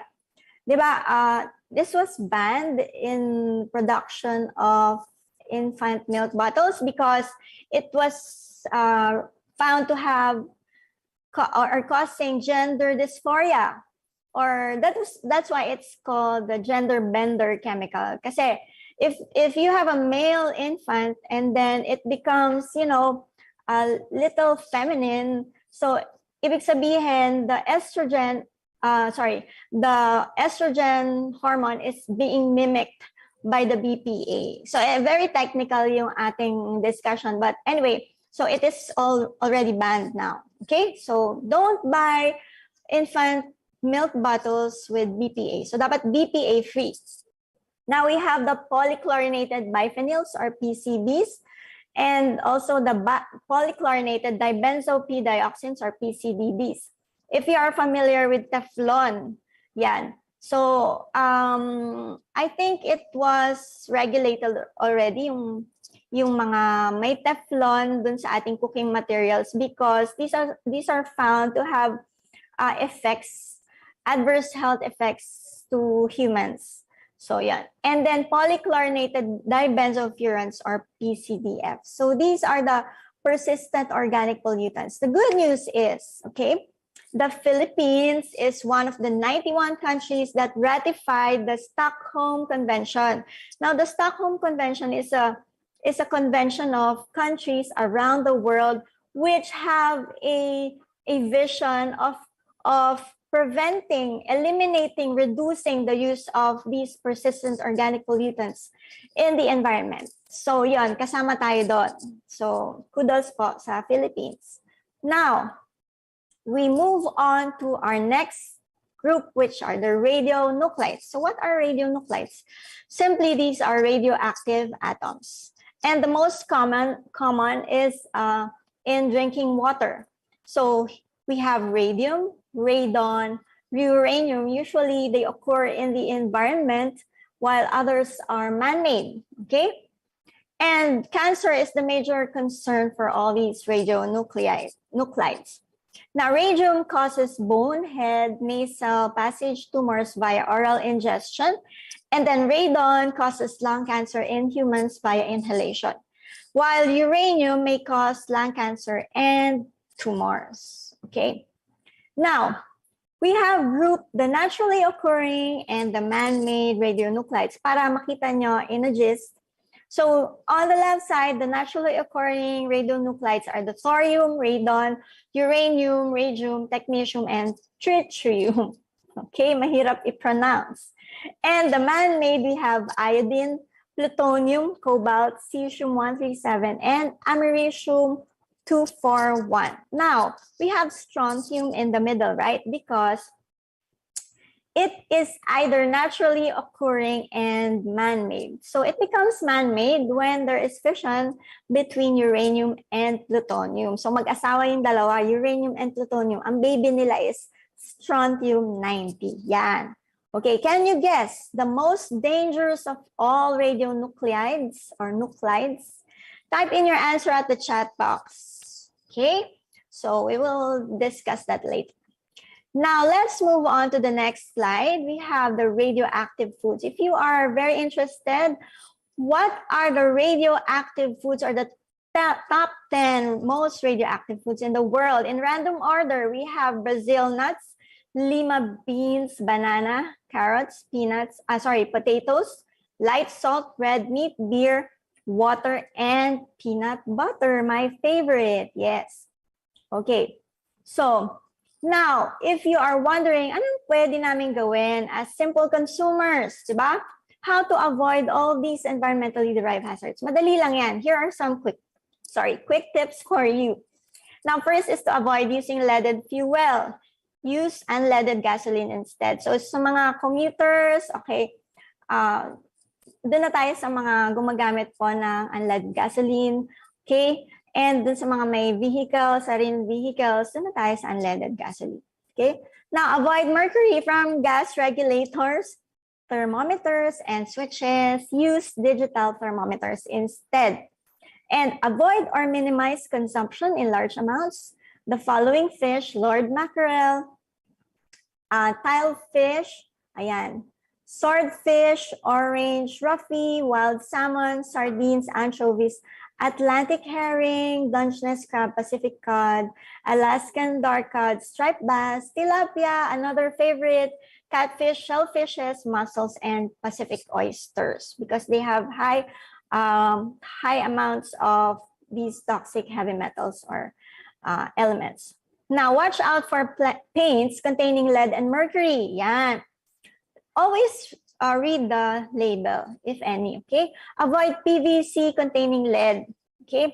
And do not buy toys and furniture made before 1978 because they may contain toxic paint. Sino dito yung mahilig mag-collect ng mga vintage toys? Yan. Now, try not to utilize stone-made earthenware, yung mga dishware, ceramic pottery for cooking. Bakit? Because baka daw po may amounts or levels of heavy metals. Because dapat, ayan, ay cook to 1,241 degrees centigrade and above. Kasi if not, yan, meron pa rin siyang toxic heavy metals or toxic heavy elements. Now, keep away from imported nourishment jars na uso pa naman yung mga mason jars with PVC, right? And then skip herbicides with arsenic. Consider picking composite dental fillings as opposed to mercury-containing amalgams. Nako, may kilala ako may amalgam. So invest in water filtration devices for water purification. Drink only from reputable water sources. Wash fresh fruits and vegetables thoroughly. Avoid using or buying nickel-cadmium batteries. Instead, use lithium-ion batteries. And maintain a healthy, balanced diet. Ito talaga. Maintain a healthy, balanced diet. Try to eat a little bit of everything. Okay? Now, for our synthesis, since most of our environmentally derived chemicals are man-made, so tayo naman po talaga yung may gawa, therefore, we as humans should have the conscience to improve efficiency and compliance to food safety by bringing the contamination levels of these hazards to tolerable levels, at least to tolerable levels. Now, one way is through continuous monitoring of all the stages of the food chain. And another is through implementation of effective food safety management systems, which should involve elimination or control of all possible hazards, if not only chemical, but also the biological and the physical hazards as well. Okay, to our dear participants, listed here are my references. Kindly take a picture if you are interested to learn more about this topic. Very interesting topic, okay? And always remember, we are the key to our safety, and food safety is our or everyone's responsibility. Don't hesitate to reach us through the following contact details flashed on your screens. Okay? So thank you and have a good day. Well, that is very tongue twister, Miss Nina. So audience, did you get the chemical names and the adverse health effects given by Miss Nina? So I hope you also noted that food contact surfaces and even our charm bracelet can be the source of these heavy metals and pollutants. So moving on, after hearing the effects of these heavy metals and pollutants to our body, kakain pa kaya tayo ng pagkain katulad ng ating favorite na street food? So let's now hear from Miss Michelle how street food can be safe. So welcome to virtual floor, Miss Michelle. Good morning, everyone. Thank you, Miss Claire, for the kind introduction. So going back to Miss Camille's discussion, it was mentioned earlier that the food supply chain is important in ensuring the safety and traceability of products. With this, both the processors and we, the consumers, can trace food back to its origin. In the Philippines, studies on street food vending were conducted to address gaps and challenges that these informal business sectors encounter. So let me take this opportunity at sabay-sabay nating tuklasin kung posible ba ang traceability sa ating street food business sector. So according to the Food and Agriculture Organization of the United Nations, or FAO, street foods are ready-to-eat food and beverages. Therefore, these do not require further preparation. Street food is prepared or sold by mobile or stationary vendors on streets and in public areas. So every day, an estimated of 2.5 billion people consume street food. Isa ka ba sa kanila? So for our participants this morning, what are the street foods that you know or you are fond of? You may use the comment section below to flex your favorite street food, especially kung yan ay unique sa inyong lugar. But can you differentiate the types of street food vending that we may observe here in the Philippines? So we have ambulant peddler who walks or goes around. We also have an ambulant vendor who sells by using a table. We may also observe cart and stall vendors. So a while ago, I asked you what is or are your favorite street food.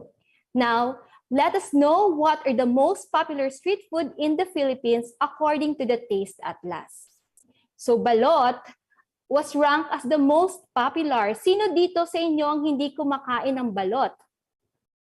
And target lock to number 9, which is the lumpiang Shanghai. Tuwing may handaan, akala ko it is best paired with vinegar, lalo na kung maanghang yung suka, di ba?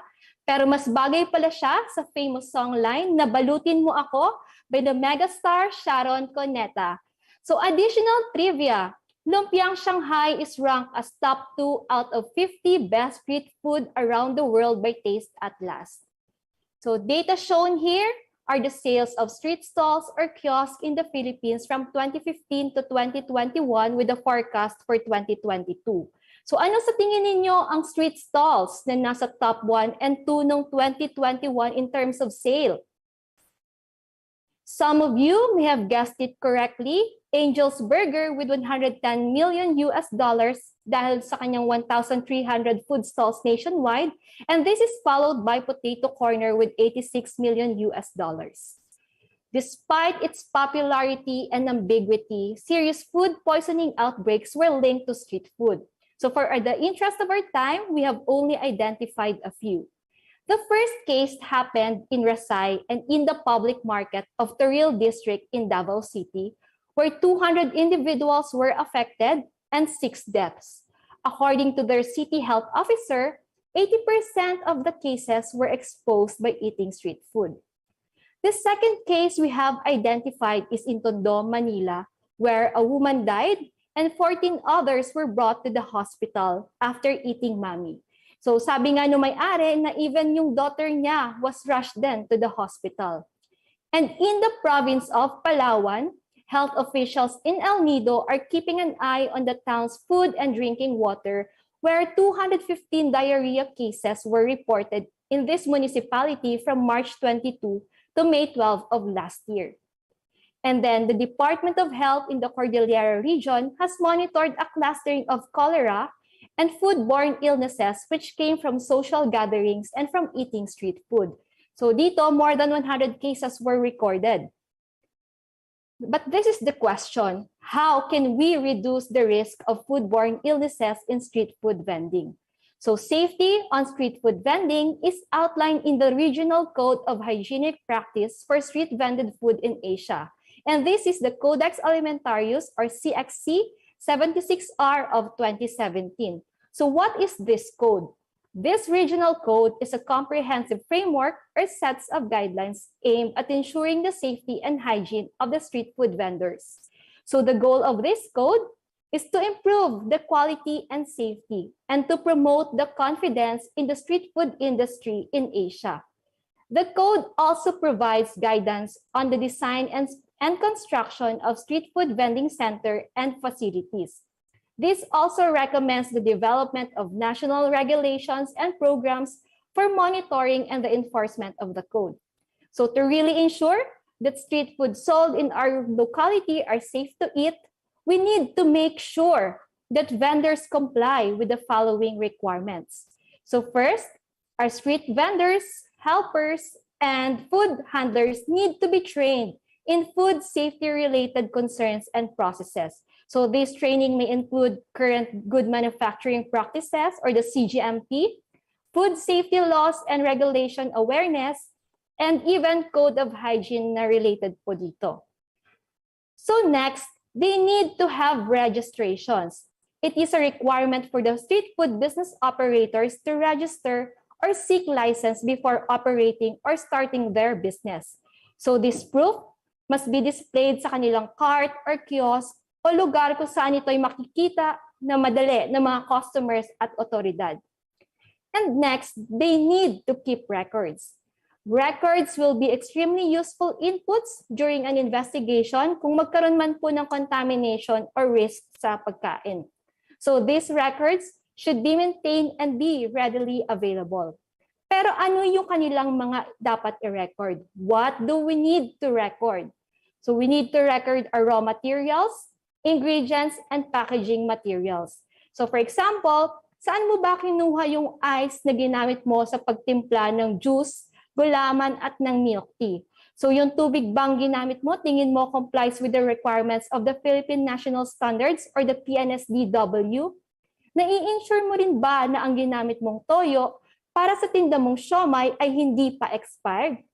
So during preparation or cooking naman, did you take note of the cooking time, the holding time, and temperature? Kasi ito po yung mga importante din pong detalye. And how to keep records? Paano nga ba natin to gagawin? No? Pwede po kayong gumamit ng paper, notebook, or logbooks. And if you want to maximize the use of technology we have today, so may option po kayo. You may do it in Excel sheets, softwares, or any mobile applications which you think makakatulong po sa inyo in maintaining these records. So taking photos, kung mahilig din po kayo mag-picture, mag-video, this may also be options. So in summary, this is how we can make our street food safer according to the Codex Alimentarius.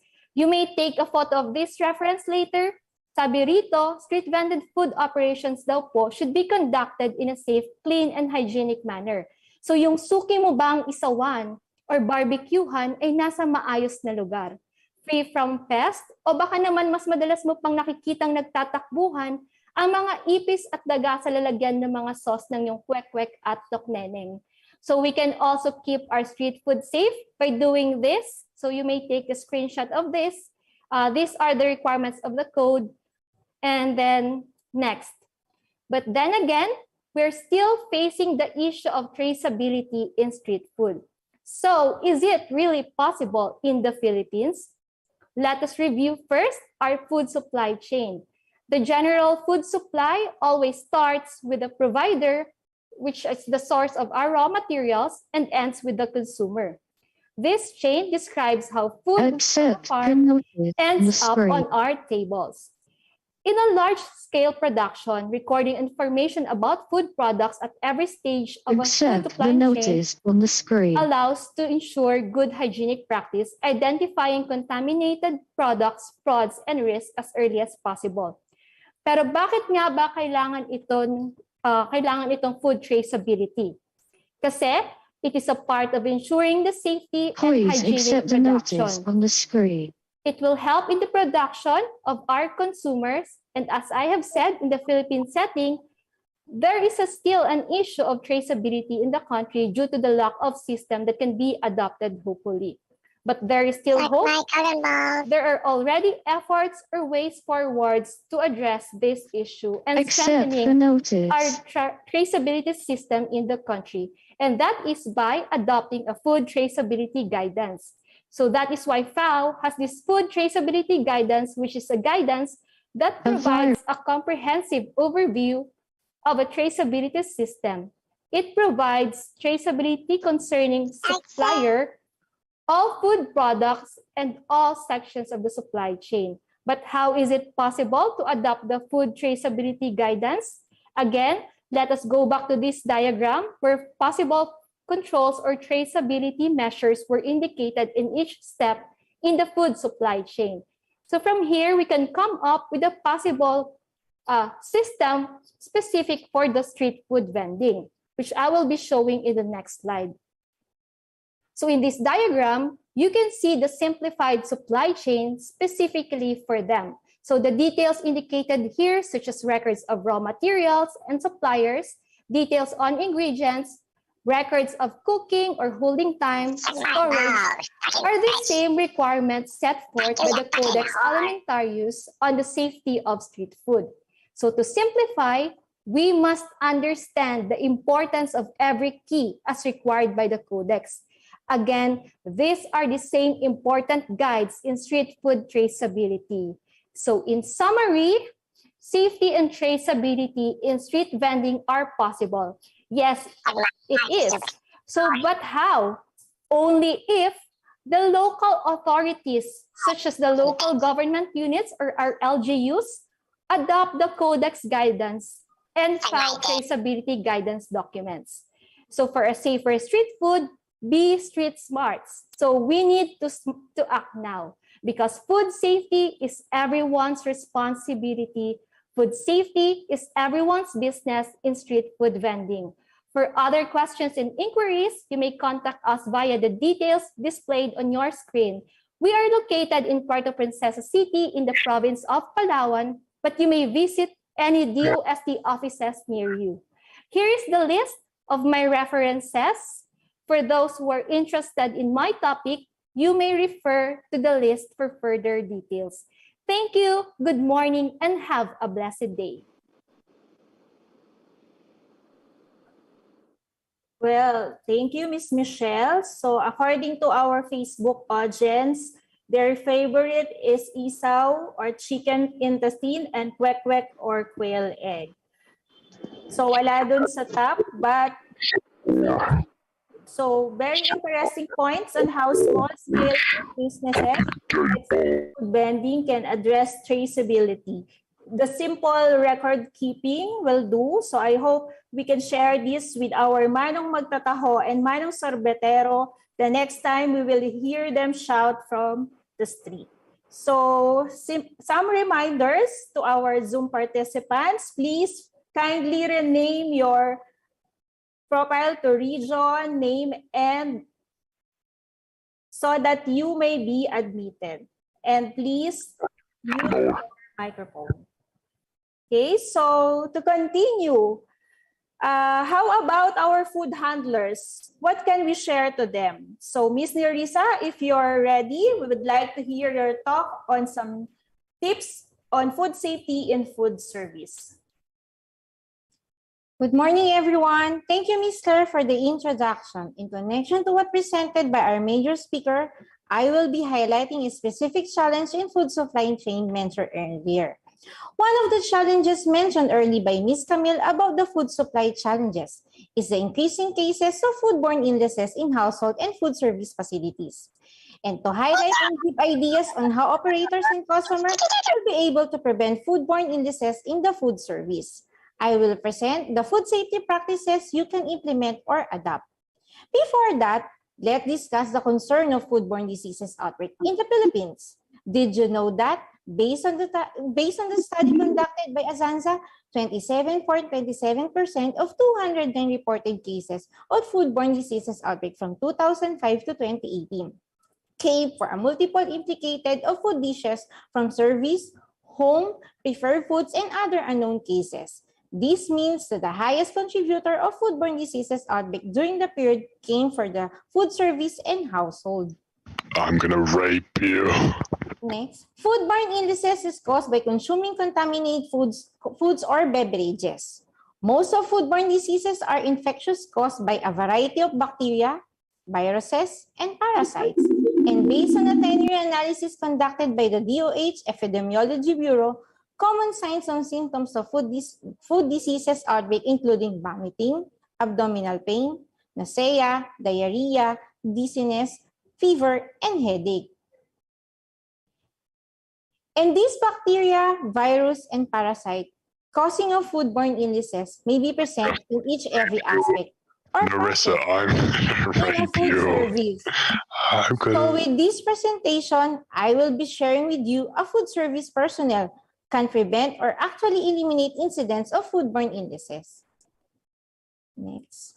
One of the most common rules in food safety is not to touch the food in unclean bare hands. That's why we need to use implements like single use of gloves, as well as spatula, tongs, deli sheet, and other utensils to prevent physical contact with the food, especially those are ready to eat. Also, you must remember that we need to use separate, clean, and sanitized utensils for each food. Utensils that are used continuously is recommended to be clean and sanitized at least every 4 hours. Another food safety concern in a food service is the way servers handle dishes and glassware. This part of the food service is one of the most common mistakes in the food service, even in a high-end restaurant. The illustration flashing the screen show your proper way in handling dishes to avoid safety issues, like the proper way of handling plates, cups, and glasses, which are the common glassware that are direct contact with the food.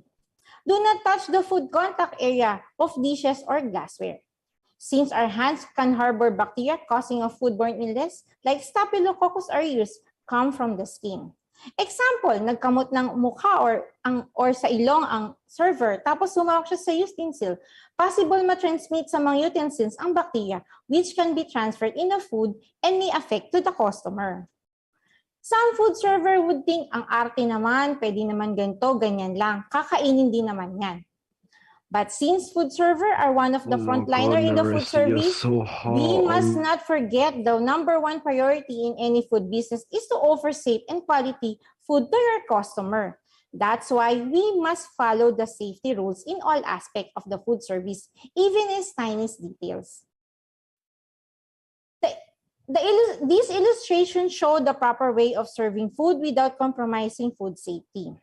As mentioned earlier, we must use and sanitize utensils just like what flashed in the screen, like tongs, serving spoon, and scoop to serve food. Another thing is not to reserve or uliting ihain ng mga pagkain binalik ng guests, mga walang takip na condiments, uneaten bread, as well as yung mga plate garnish na hindi ginalaw ng mga customer. Practically speaking, those mentioned should be disposed properly. Unless that's open or still in good condition like condiment packets, yung mga ketchup o mga wrap crackers or breadsticks. Aside from environmental factor like food contact surface, we must be aware that the time and temperature can also affect the growth of microorganisms in our food. As a food server, operator, staff, we must be aware that the time and temperature play a very important role in keeping your food safe to eat. In case of food service, we must ensure the food is placed in a proper temperature. Huwag hayaang maiwan ng mga pagkain sa temperature danger zone na 5 to 60 degrees Celsius. Hot food must be kept at 60 degrees Celsius or higher. We can do this by using proper kitchen tool or equipment which can maintain temperature like soup warmer, food warmer, steam table, and bain marie. While cold food must be kept at 4 degrees Celsius or lower, we can do this by using catering cooler, serving bowls with ice chamber, or display chiller.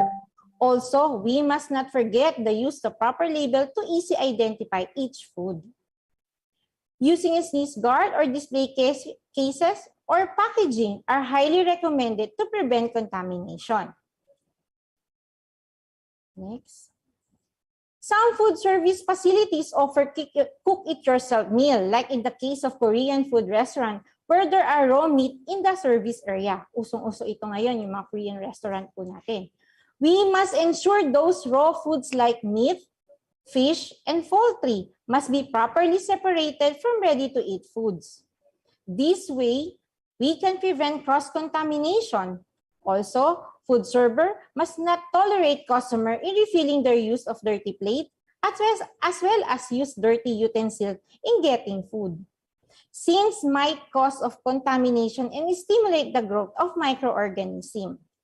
Aside from that, never use an ice as ingredient. It was used to keep food or beverage cold. High-risk food like raw seed sprout, raw or undercooked eggs, meat, seafoods, raw oyster, rare hamburger, unpasteurized milk or juice should be avoided by children, pregnant women, elderly people, and those with pre-existing condition because of the risk of foodborne illnesses caused by pathogenic organisms like Salmonella, E. coli, Listeria. Remember that in a food service, food safety is in your hand. You may take my screenshot for my reference, and for the inquiry in question, yun po yung office number namin. Thank you and God bless. Well, Ma'am Nerissa, I can relate to your presentation. So we should ensure that food from away from sources are produced and consumed safely to prevent foodborne disease outbreak. So first solution, according to Ma'am Nerissa, food handlers, proper behavior, and serving practices. These are very basic but necessary because food handlers have direct contact with our food. Now, last but not the least, the increased cases of foodborne illness in food services facilities can be further managed if we consider the function and scope of a food establishment. So let's take the case of our school-based canteen. So once again, I am Claire Malibiran Gasias. I will discuss what are the food safety situation in school canteen. So last year, 4 food poisoning incidents happened in school or within school premises. So one incident is from milk, contaminated milk given during a school feeding program. So this affects 70 students. We should be concerned in this increased incidence of foodborne illnesses affecting our children because they are the vulnerable population because they have lower immunity and continuous dependency for nutritional health. So I will discuss what are the food safety challenges in school canteen, the best practices available, what are the Department of Education guidelines to address this, and lastly, offer a risk-based solution in the form of food inspection checklist. Okay, the operation of school canteen is like our favorite cafeteria and carinderia. So food is prepared in a conventional kitchen, but they focus on healthy choices.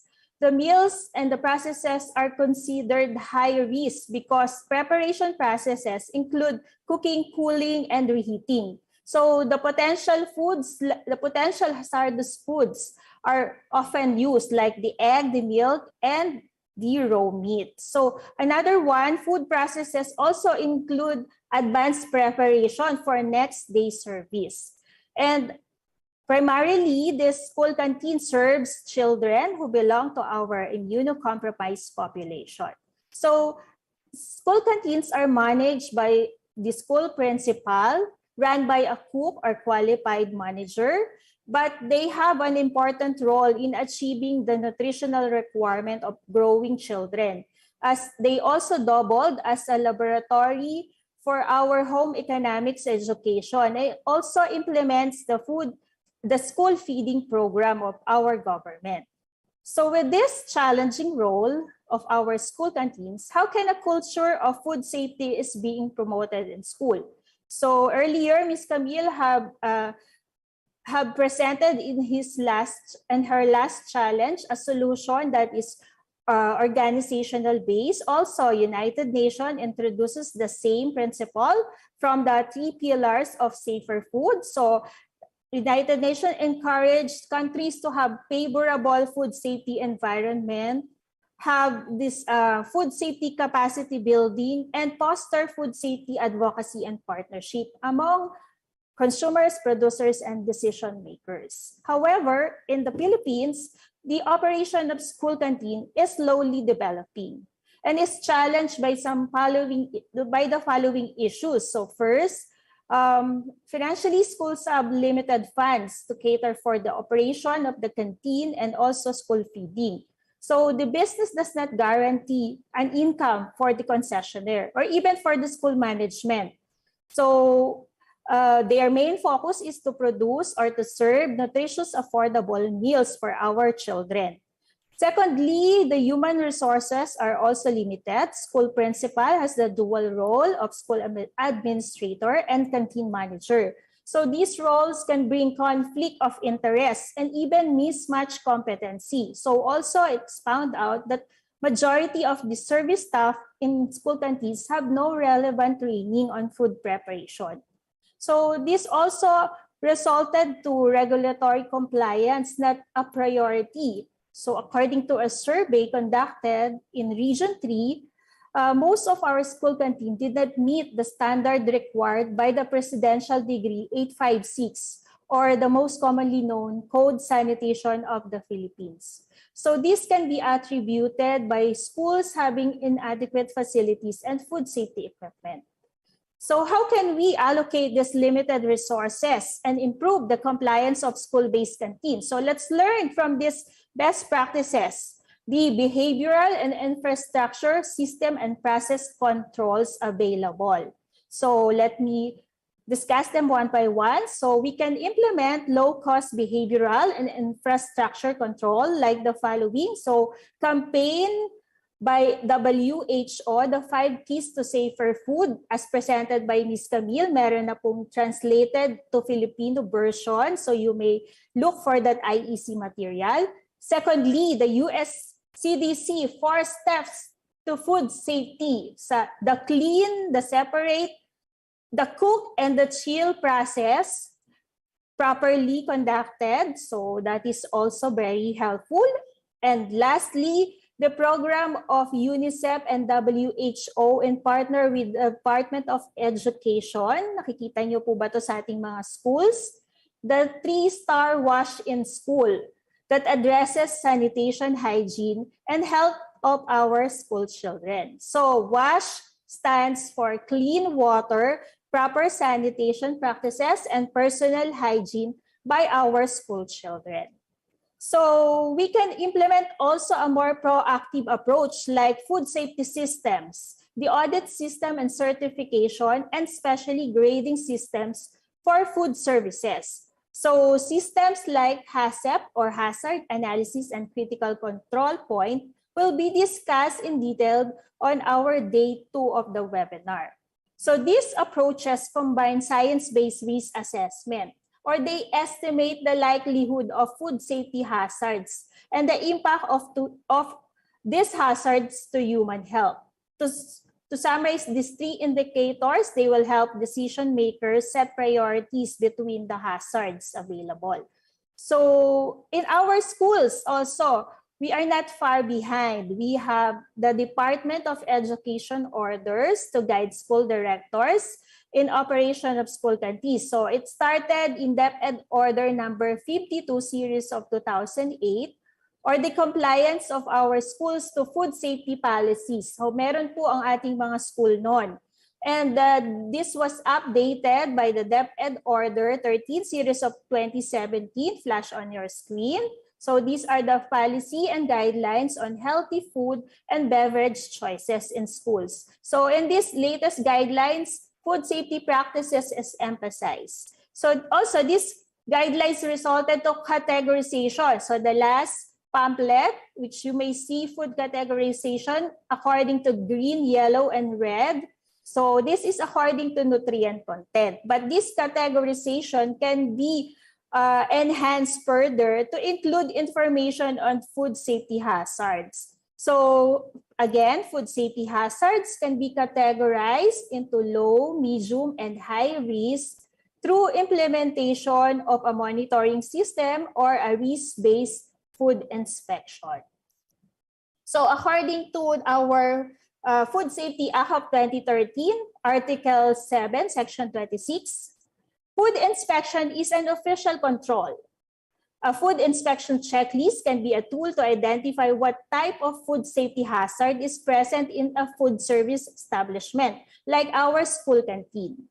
So the example being implemented by DepEd office, so we have here from school canteens of DepEd office of Bataan. So they have this form that monitors the likelihood of hazard. So one portion in the checklist contains or look for the compliance of canteens to training on proper food preparation and handling, the availability of potable drinking water and hand washing facilities. Also, they check on the well-maintained and clean ventilated pest-free environment, the availability of food covers and containers for safekeeping, and also the hygienic practices of during food preparation, cooking, display, serving, and storage. So this checklist can be enhanced because food hazards are evolving. With the data available, hazards with high impact to health may be present. So next slide, please. We introduce now the risk-based approach that is very useful to our food inspectors or even our school administrators. The DOST FNRI developed risk-based tools for food inspection and grading system for food service establishments. So these 3 tools is composed of 1, the checklist, the code of sanitation standards which contains the basis and principles of checking for the hazards. And lastly, the easy-to-follow operations manual for a risk-based food inspection. So these three combined can help our inspectors identify hazard and the available control measure, and also combine these two factors or indicators, they can estimate the risk of as food establishment. So this data can be helpful in risk management. So this can be very helpful to our decision makers. So to better understand what are these tools, let's watch this video. Let's find out more about one of the all-new modified food safety grading system tools.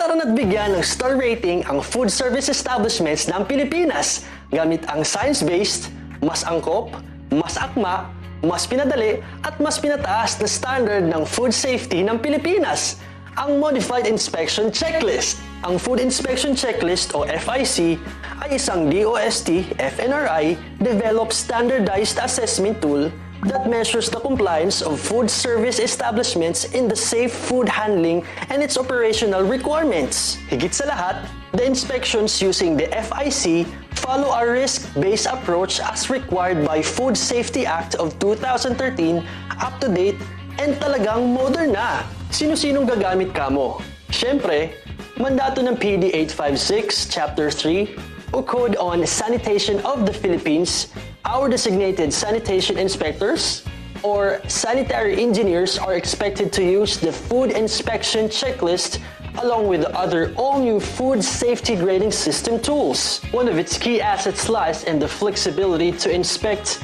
different types of food service establishments, from simple food stalls, big fast food chains, restaurants with casual dining or buffet setups, up to catering services, canteens, and even hospitals. What makes this tool even better? It is proactive and cooperative. Proactive, dahil designed ang FIC to prevent the occurrence of outbreaks. No more worries.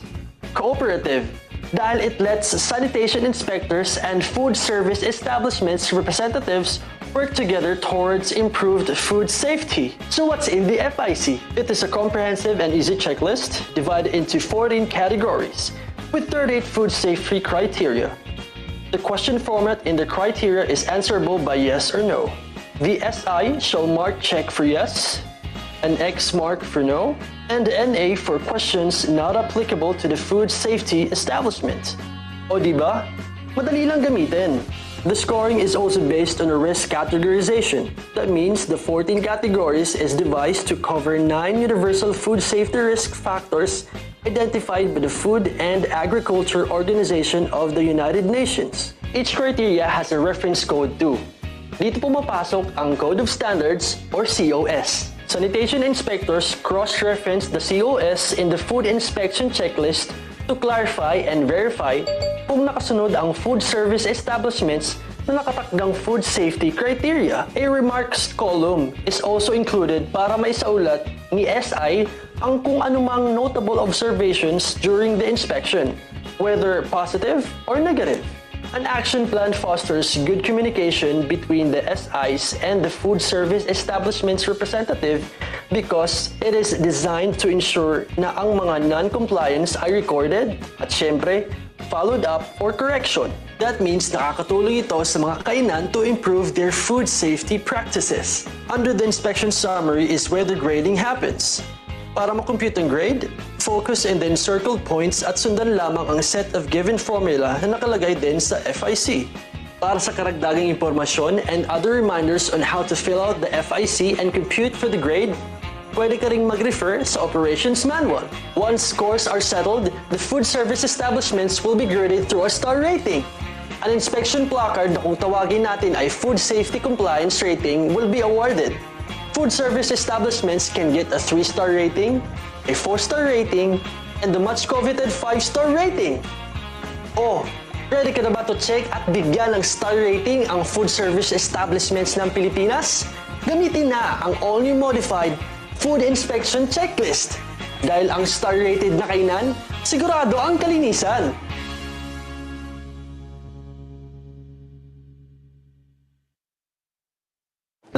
find out more about one of the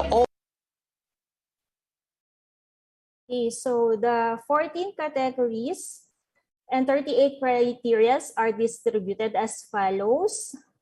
This can be applicable also not only to food service establishment but also to school canteens. So next slide. So the next slide is from last July 2022 FNRI seminar series, wherein the result of the pilot testing of these tools were reported. So according to participating FSEs of Taguig City, Taytay, and Cainta Rizal, from owners, they said that FSEs have owners have high acceptance of the tools as it identifies and explains well the safety standards for the improvement of their business. But they are hoping that they will get additional support to improve their practices, especially on facilities and establishment compliance. So another one from the sanitation inspectors that use the tools.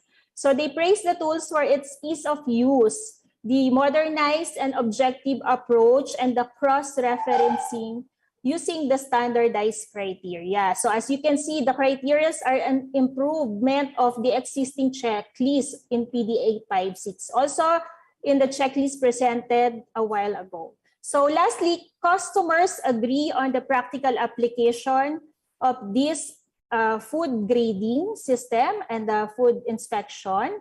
So this practical approach can encourage them to patronize the star-rated food service establishment. So to request for a copy, you may email this, the Food and Nutrition Information Resource Station, also Food FNRI for the following requests. And for my references, you may consult the following references to know more about the details of the ideas presented. And on the last note, okay, so I guess it's a wrap. I will end up this session with a call to action. Join us in our advocacy that food safety is everyone's responsibility. And whatever is our role in the food chain, we can act now by adopting the simple and systematic approaches presented this morning. So the solutions like strengthening extension services to our small-scale farmers, as presented by the first speaker, because they have the limited access to technology. And lastly, awareness campaign and simple practices like traceability made simple, educating food handler, and even leveling up control through risk-based inspection. So these solutions, when tried and applied, can make a difference. So as the project goes, a star-rated na kainan, kalusugan ay sigurado. So thank you, dear participants, but wait up, let's have a game. So just to stretch and be more interactive before we proceed with the open forum, let's acknowledge our participants from our Zoom and YouTube account, also in the Zoom. So we have a total of 1,288 participants. So please bear with us up to the last part of the program, and we will continue with the game. So to join the game, please, may I call on our game master to assist in the Kahoot game. So please grab your extra phone and any device that is connected to internet. Okay, you can log on to kahoot.it as seen in the screen. Okay, so you may see the IP address. Okay, use the pin game, like pin the 7955712 to enter the game room. Yeah, we will wait for participants. Okay, so you can rename for proper identification. So Also note that our account can only accommodate 400 players. So this is a first come, first serve basis. So yan, while we are waiting, so the mechanics of the game will be, we will have 5 questions, and the top 3 scorer will be rewarded with a GCash later. So a member of the organizing team will get your GCash number to transfer the prize. So we have 1 winners of 100 pesos, 1 winner of 200, and 1 winner of 300 pesos. So you have to, later, if you are the winner, you have to have a screenshot of your Kahoot ID and send it to the account, post on our Facebook page. So we will post the account of Miss Reina so that they will reach out to you for the transfer of prizes. Okay, I think we have 145 players. So ready, players? Flex your fingers and let's play Kahoot.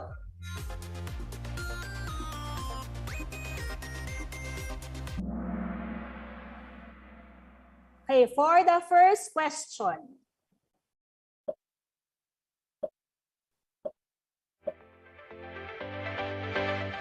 One of the fastest vectors that can carry biological food hazard, especially without proper food handling practices, is pests, water, food handlers, or raw materials.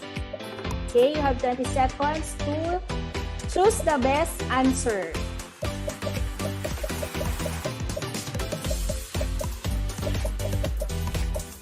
And the answer is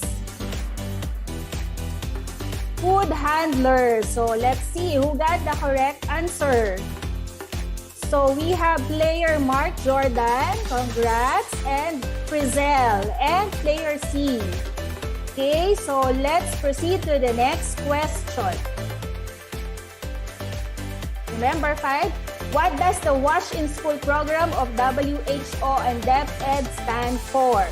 So wash and sanitation and hygiene, water and soap hygiene, wash and sanitize hands, water and sanitation hygiene.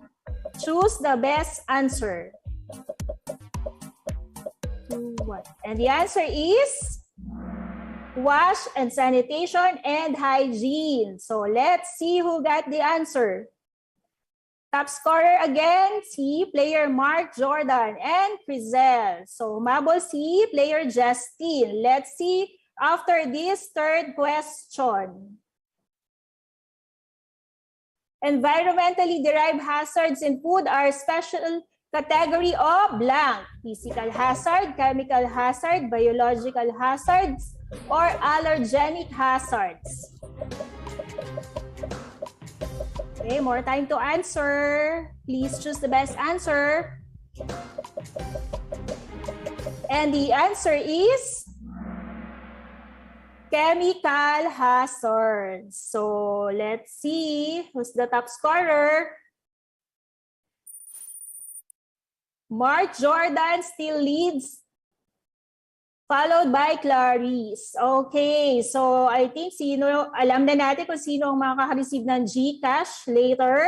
So please remember to have a screenshot and send it to the profile of our organizing member. Post on your Facebook page. So for the next question, second to the last, set of guidelines aim at ensuring the safety and hygiene of street food vendors in Asia. So anong code yon? CAC76R, CXC76R, Food Traceability Guidelines, or Traceability System. This was presented by Ms. Michelle. Okay, the answer is CXC76R of 2017. Okay. And for the last question, to finally know who is our winner, last question is, the temperature danger zone is between 0 to negative 18 degrees Celsius, 0 to 10 degrees Celsius, 5 to 100 degrees Celsius or 5 to 60 degrees Celsius? Players, choose the best answer. Okay, for a GCash, the answer is 5 to 60 degrees Celsius. So have round of applause to the top 3 winners of our Kahoot game. Third place is player June. Second is player Clarice. And the top winner, Mark Jordan. So have a screenshot and send it to our Facebook page. Thank you, players. I hope you had fun. Now let's move to a very exciting part. So now let's give a chance to hear our audience reaction or insights about the topics discussed. Again, you may place them in the Zoom chat box, YouTube, Facebook comment section, and I will read some of the questions. So panelists, be ready. You may open your camera to answer and be recognized. So while we are waiting for some questions from our YouTube, Facebook Live. Okay. Okay. Ready, panelists? I have the first question. Okay, the first question is for Miss Camille. Okay, what is the most effective strategy to engage food handlers in food safety practices? Thank you so much, ma'am. Thank you so much, Ma'am Claire, for that question. So I think our food handlers play a very major key role in ensuring the strict adherence po sa ating mga food safety principles throughout our whole process of production, not only the production, but to the whole process ng ating supply chain. Thus, I think yung pinaka-importante na strategy para ma-engage natin sila is to educate them on proper or safe food handling practices and good personal hygiene. So naalala natin kanina sa discussion, no? Marami tayong binigay na different solutions such as yung importance ng hand washing, yung wearing of proper PPEs, preventing yung mga cross-contaminations like yung paggamit ng proper sa refrigeration storage, etc. Yung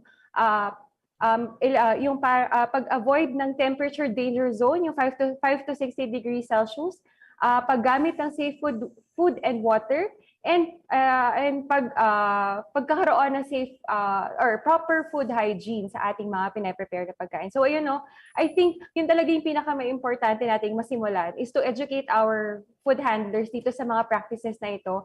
Siyempre kasi sila yung nag-handle ng mga pagkain na pinaprepare natin sa ating everyday life or everyday production area.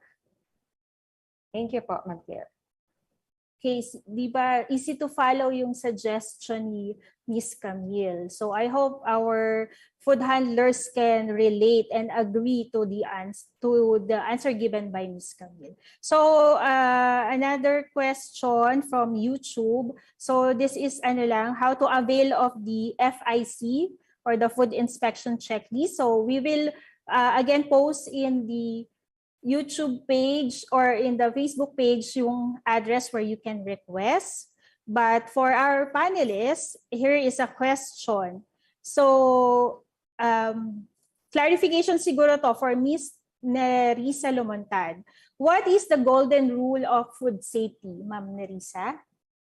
The golden rule of food safety is, syempre, wash your hands thoroughly before you start preparing food or after the interruption. So, yun, importante talaga na palagi tayong maghuhugas ng kamay and then mag-use ng gloves at huwag direktang hawakan ang mga pagkain. So, importante talaga ang paghuhugas ng kamay.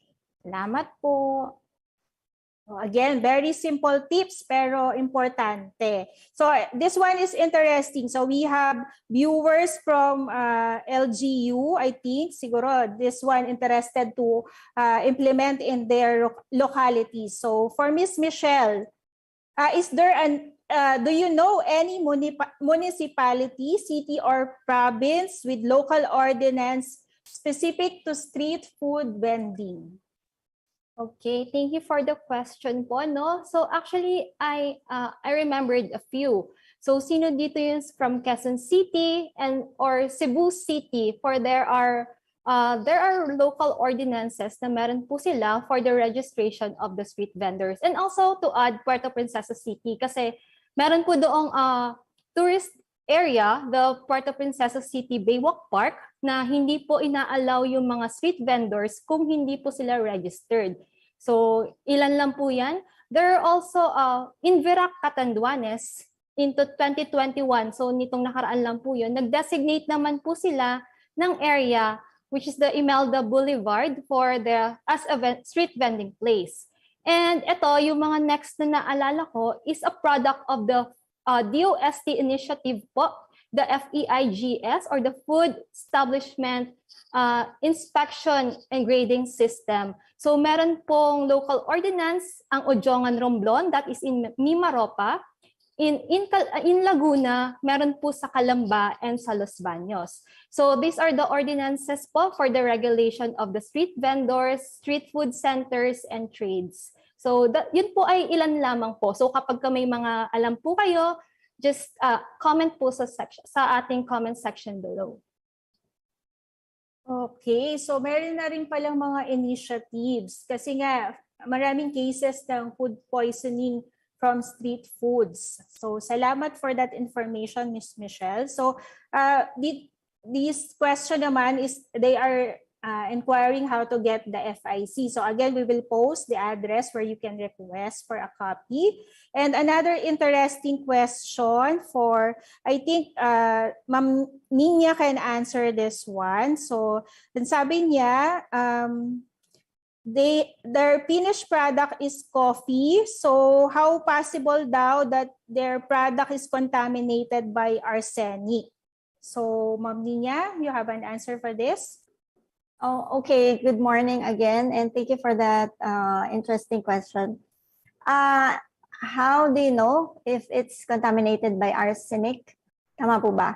So, in general po, ang ating agricultural products, ang ating mga crops ay should undergo heavy metal testing to know or to gauge yung level po ng heavy metal contamination. That's just one way or the best way of knowing kung siya po ay safe from the heavy metals because we have standards set by our government like the FDA and the Codex Alimentarius po. Meron tayong mga Philippine National Standards and everything. So they have set legal requirements or the levels for these heavy metals. So you should know your product and then yung mga set standards po. And for coffee, I'm not familiar exactly kung ano po yung standard for, in general, ang arsenic po sa water is 10 ppb, but I don't know kung ano sa coffee. So pwede natin i-check yan later on and then we can email po. So yun. Just know po or undergo your, make sure that your products would undergo the heavy metal testing para sure tayo. Okay, so may nabigay si Ma'am Nina na standard. So you may refer further on that. And as Ma'am Nina said, for questions na hindi po namin ma-answer, due to limited time, we will address it through email. So you just chat that in our comment section or chat box and we'll attend to that later. So before we proceed to our last part of the program, which is the awarding of certificate, let me read some reminders. So we will have a 1-hour break before the afternoon topic. So be sure to check the Philippine Women's University official Facebook page and YouTube channel for the live broadcast starting at 1 p.m. And to receive your certificate per session, kindly complete the evaluation form flash on the screen. So tomorrow's session will start at 8 a.m. So see you again. Now for the awarding,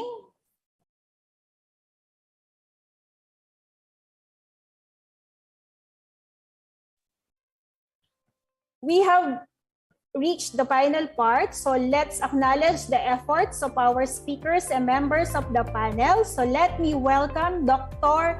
Menchita F. Dumlao. So Dr. Menchita, morning po. You can open your camera to be recognized. Can you see my camera now? Yes po.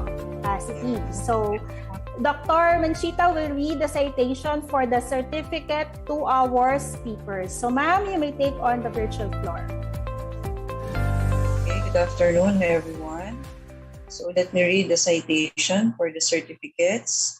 Philippine Women's University School of Food Science and Technology hereby awards the Certificate of Appreciation in sincerest gratitude for their selfless and commendable service rendered as resource speakers during the conduct of webinar entitled The Future of Food Safety, Everyone's Responsibility.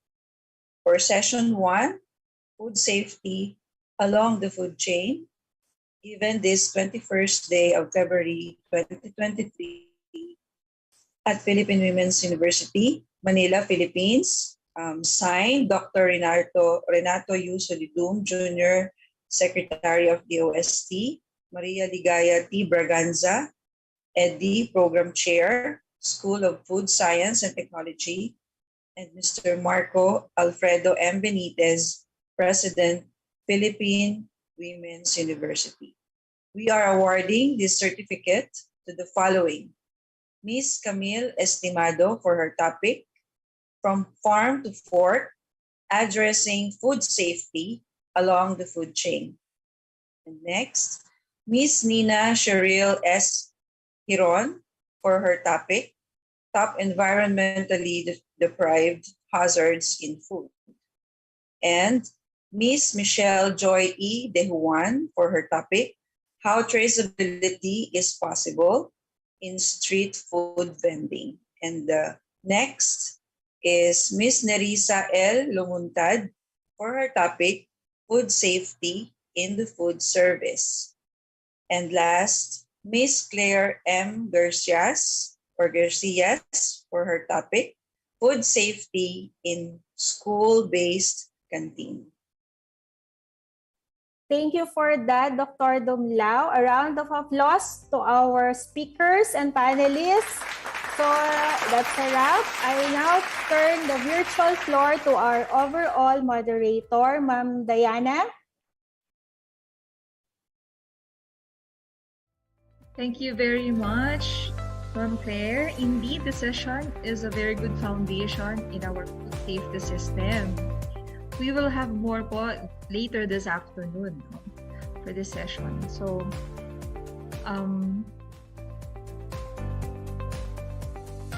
okay, so before we continue, may I request an photo opportunity together with Ma'am Dumlao. Congratulations to all of you.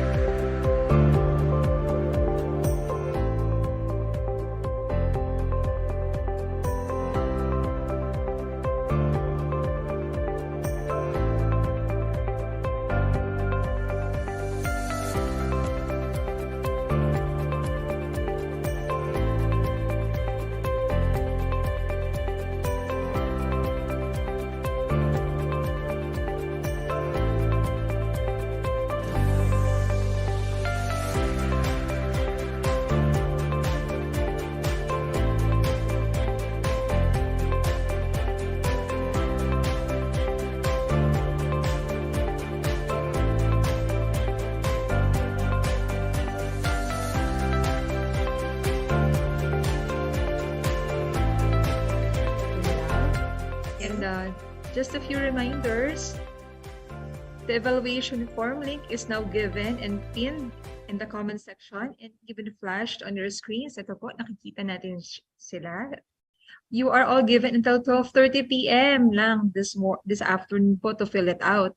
You will receive your e-certificates within 1 week. So, pakihintay na lang po. And please be careful in filling out the evaluation form. Your details, such as your name, will be used in your certificate.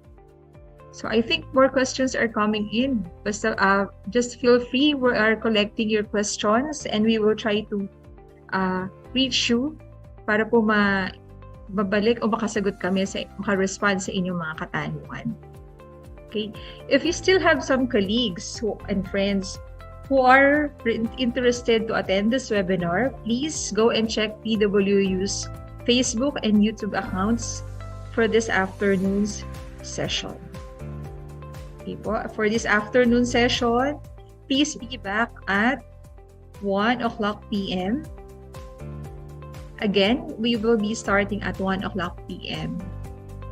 Okay po, so thank you very much everyone. Have a happy lunch later and bon appetit. Good afternoon.